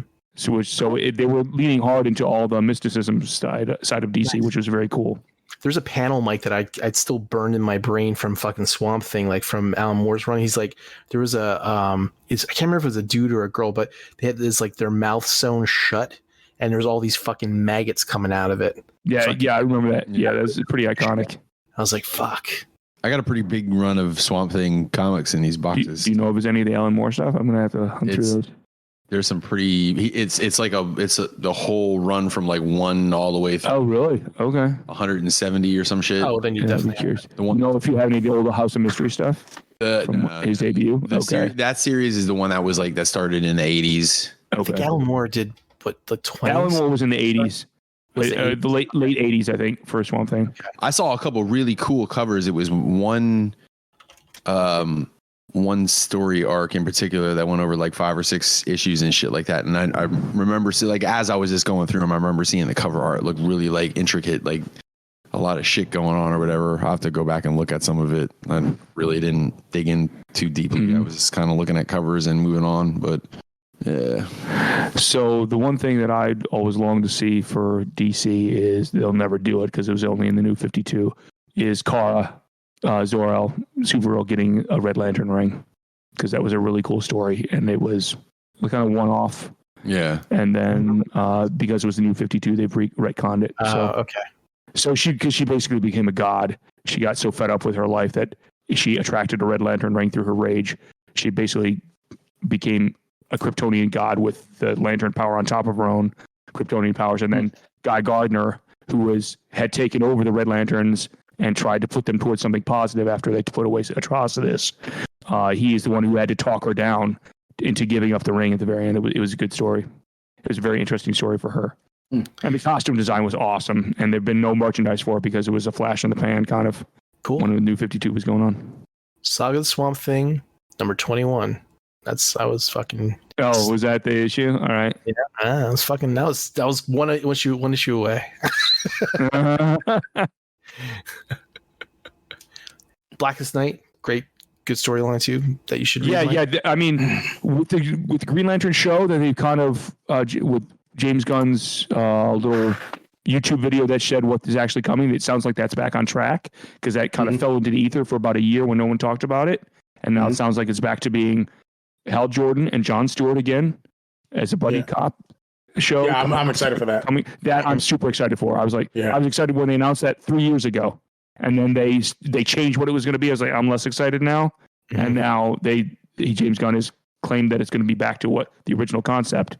I was like, all right, I'm in, because that's the only way we'll ever get to Blackest Night. Because I don't know what the animation house is doing. They do all these great movies. They did Flashpoint, but they refused to touch Blackest Night. Yeah. And the animated show they did with Nathan Fillion doing the voice, that was CG, is the best version of Green Lantern that's ever been done. And they were leaning towards it, and they never got there because it got canceled after season 2. Yeah. That was a great show if you've never seen it. He also did a voice for like a few other Justice League ones, right? Like with Justice League. He did. It bounced between him and David Boreanaz, the two guys who live action. I wish either of those actors would have played them back in their prime. Would have played Hal Jordan. They were the guys who were meant to play him. And I was like, they've both done the voice work, so let them play it, and they never did it. Yeah. I think yeah. One thing I would like to see from the new slate of DC films is actually, because you know how James Gunn said that like certain movies that aren't part of the main continuity are going to be labeled Elseworlds. Yep. Mm-hmm. I would love to see them do an Elseworlds movie of Kingdom Come. Oh yeah, Kingdom Come would be great. I think that's a kind of a go-to one. Did you watch that video I sent you, Levy? That Which fan one? Unreal Engine, that thing? No? I would. How long ago? Oh my God, Levy! I can't believe you fucking. I think. You did. Well, maybe I did. I probably just forgot about it. You mentioned the Elseworlds thing. That'd be cool to see a bunch of stuff. February 16th. I probably watched it and I probably forgot about it. Yeah, I'm gonna put it in the chat so everybody else. Man, I don't remember shit, dude. I know it's okay. One that would sell, I think, is if they did the Blood Rain one where Batman becomes Dracula. That would garner a lot of attention, I think, publicly. I would like to see that because that was a great Elseworlds story. Yeah. So this. Oh no! I saw this. I didn't get a chance. I wasn't. Okay. I didn't have an opportunity to see it, to watch it at the time when I saw it, and then I forgot about it. It gives you like it's not like an actiony thing. It's like it's really slow and well done, but it's like made with Unreal Engine, and you can see like the promise of someone actually, if they want to take the time to make something like this, it would come out really good. Mm-hmm. So watch when having the Elseworlds concept be a separate thing that Gunn's mentioned. There's a whole bunch of them. I would like to see John Byrne's Generations be done as a live action. I think that would be super interesting. Yeah, because you could show like the generations of Clark and Bruce. Even Red Sun. Yeah, Red Sun would be an actual one. That movie was the animation one was decent. They changed the ending, but it was pretty decent. Oh, go ahead. I was gonna say I forgot to mention in my haul, I actually got a third-party Kingdom Come Superman. Oh, who made it? Like a Mezco style. I can't remember. The long hair? No. Kingdom Come. I'm sorry. Yeah. Yep. So with the black and red S. Sans mullet. All right. Cool. I'll post a picture of it in the chat then. But I'm just looking up who did it. Oh, that's cool.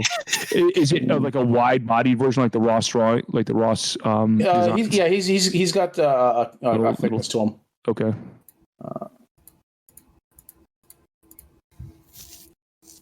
Just looking up who made it. I can't remember who made it. I know DC directed a bunch of those years ago. BMS Toys. BMS, huh? Okay. Yeah. So let me post a picture here in the chat. Oh yeah, looks good. This is just some pictures of it in the package. Oh, Levy, I was going to ask you because I just saw. Are you getting any of the Iron Studios Reign of the Supermen statues? I saw the Superboy at a comic shop the other day. It's the first one they put out. I think it's $2. No, I don't really do statues. Okay, because I know Mayflex is doing all the action figures, right? Yeah, I'm waiting for those. So what have they put out? Steel should be coming out soon. Did they put out? Is he the first one? No, Cyborg Superman is the first of the random Superman. They already did. Which he's already out. I actually have him right here. Oh, he's fantastic. He's fucking Does great. he have the gun switch out hands? Yep. Does he have both where the hand flips down and then the additional cannon on top of it, or no? No, it's just the big one that he used to shoot the Eradicator. Okay. So, but yeah, no, he's pretty fantastic. Yeah, because I'm waiting to see what Iron Studios will do for Cyborg, and if they'll do the black containment suit for Clark. Oh, they already have that one out too. Oh, Mayfex, right? Yeah, the Mayfex black suit. Yeah. Okay. Dude, actually, I think that came out. That came out before. Does it have the long hair? Yeah. And he comes with guns and the ammo belts, or no? He doesn't come with guns because DC now has a rule that they don't. Oh yeah, that's right. I forgot about that. Yeah, even with the $400 hot toy, the fucking Peacemaker come with a fucking gun. It's insane. Yeah. Here's some product images of the. Yeah, and that's what's killed the Green Lantern constructs for all the figures too. They'll only do swords now. Mm-hmm. Okay, yeah, that looks good. That's Here's some product images of the Cyborg Superman. Cool. For the containment suit, did they do the purple Kryptonian armor? The mech? No, just the black and silver suit. Oh, okay, yeah, that looks pretty legit. That looks good. Does he have the tricep on the other arm as metal? Yeah. Okay. Oh wait, no. I'm sorry, he does not. Interesting. He does not, but he does have the metal parts on the right thigh and the calf. Okay, I can see it. That's cool. All right. It looks like they forgot to do that little detail on the arm there. But and then here's the Mayfex black suit Superman. There's a screenshot, by the way, from that video. If you want to. Oh, that's good. Wow. Okay. Yeah, the dude did a really good job on this little fan film animation of like 3 minutes. Okay. Yeah, after seeing the Iron Studios Superboy, I'm wondering what the rest of them are going to look like. I'm interested in maybe a Henshaw version. I don't know if they're supposed to connect like all the other Iron Studios stuff does normally, or if they're all one-offs. Oh yeah, that looks good. There's okay. A mullet. Super mullet. Yeah, that's good. It even got the steel toe. Nice. Okay. He also comes. Here's actually one with all all the accessories and stuff.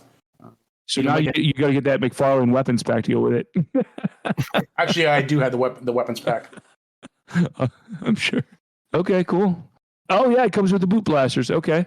Yep. So they did the boot blasters, but no guns. Yeah, it's DC. Fuck you, man. I'm so sick of that bullshit. Yeah. So that's it for our questions. Oh, Josh also put down. He says, also, why won't Nate let me have fun and troll someone on the internet? My question is, why are you going to let Nate control you, man? You do you. You do you, Joshua. Who's Nate to tell you that you can't have fun on the internet, man? You do whatever you want, and you make sure you take 19 hours worth of footage or whatever it is that you're doing. Nate is. Oh man. Did we ever get an answer from you, Mike, about what DC character you want to see? No, he's been. Yeah, I said Lobo. Oh, Lobo. Okay. Yeah. Okay. Yeah. It's cop out. Why's that a cop out? It's the same Wolverine in Marvel. Oh, I don't know. What do you want out of me, man? Lobo's a good pick. I mean, Lobo's a good. Well, they already have the perfect actor, except he's playing Aquaman. He's switching that over. Momoa was born to be Lobo. Yeah, I can see him as when they cast him as Aquaman, I was like, "What the fuck are you guys doing?" He's okay as Aquaman, but I was like, "This dude is Lobo already." Yep. Even if they didn't make his skin chalk white, he's Lobo already. Just give him a fucking cigar and a leather jacket. They took the Human Torch and they made him Captain America. They can take it's true. Yeah, it's true. Fucking Lobo. He totally is fucking Lobo. Yeah. There was a video of him. If he shows up in Flashpoint as Lobo, I'm gonna shit my pants from an alternate universe. That'd be awesome. He came out of a fucking meeting with James Gunn. And he posted a video on Instagram and he was fucking screaming and hopping, hooting. Oh yeah, yeah. How happy he was. So he's totally gonna be fucking probably playing Lobo. They're gonna have him play both Lobo, Aquaman, and he's also going to be Containment Suit Clark. There's going to be 3 versions of. It's going to be. He's going to be saving the DC. That sounds like Levy's fantasy. I like. It's like every time we bring up Jason Momoa, we talk about how Levy loves him, and Levy's sitting there like, dude, what are you guys even fucking talking about? Jason Momoa saves the DCEU. Who would have thought 10 years ago that would be the case? I got two things I got to do: save the DC cinematic universe and pork levy. Jason Momoa is Batman. Dude, Elseworlds. Yeah, hashtag Elseworlds. He's gonna be the pirate Batman from the pirate story. Batman. No, he's gonna be Batman from Dark Knight's Metal. Oh shit, yeah, he'll be Dark Knight's Metal. And If they do Aquaman. Dark Knight's Metal, all I ask is that they do the Bat T-Rex. That's all I want. Jason Momoa plays every DC story, copter. do the T-Rex. Jason Momoa is Wonder Woman. That's my choice for a my DC God. character to show up in the James Gunn universe is the Bat T-Rex. Oh yeah, I'd be down for that. Jason Momoa as the Batmobile. And it just has whoever's playing Batman just rock. Can you imagine Jason Momoa transforming into a machine like Teen Machine, the Teen Machine cartoon back in the day? Yeah. Speaking of figures, when are we getting some Teen Machine figures? I mean, come on! I've been waiting 30 years for that shit. Jason Momoa is the Green Lantern Corps. Dude, Jason Momoa is yeah.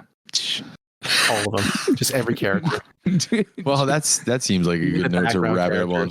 Yeah. And like all the He'd standing. be that Wolf Green Lantern character, Gnor or whatever. He's just a big eye. Jason Momoa is Mogo, the planet. Actually, with the beard, he could be Ego for Marvel. He could be the Eternal that becomes Ego. They should have Jason Momoa play everybody and then have like actual Jason Momoa show up in the movie as Jason Momoa, but somebody else will be playing him. Nicolas Cage. Just Nicolas Cage as Jason Momoa. Oh, man. Jason Momoa is Parallax. He's going to rewrite the universe with 0 Hour, dude. Hey, how about this? How about a live action Captain Carrot and his amazing zoo crew? Yeah. Jason Momoa as Captain Carrot. Carrot. All his hair is on fire. Jason Momoa is Captain Carrot. Jason Momoa is milk and cheese. Well, boys, On that note, it's about that time. bring forth Degraded into just made Momoa tropes. So yeah, it's about that. It's to get time. yours. I want to see weed coming out your pores. Hashtag release the Momoaverse. Release the Momoaverse. The Momoaverse. man. There's your fucking title, bro. You want some chicks tuning in? Just label it the Momoaverse. All of a sudden, BS Blackout and Shout has a female following. Yep. Yep. Yeah. 1%. 1%. Anybody got anything in closing? Actually, real quick before we do any of that, let's quick thank Phil for Thank you guys for having me on. This is fun. hopping in for a little bit. We're glad you were able to make it up for at least part of the pod. Thanks, Phil. It's a blast. Anybody else got anything in closing? Levy? I got nothing. I got nothing. Jed? Does Arby's still sell the Mountain? Arby's? I tried their new sandwich. It was good. It's the garlic beef one. It's like garlic beef roast. Good. It is good. It's good. It's was the most cool, expensive sandwich they have now, of course. It's like $10 or some shit, but Jesus. it's good. Wait, It's They used to sell the Mountain, right? Where it was like one of everything. yeah, on top. one of everything. I think they took that off the menu because they were probably getting sued by. They were probably getting inquiries by the AHA. Yeah. The AHA was like, "You can't sell this product. You're actually killing people per sandwich." That was my closing thought. Does That's Arby's it. still sell killer sandwiches? They do. The new garlic beef is pretty banging. All right, everybody. Thanks for tuning in. Enough's enough. We're out.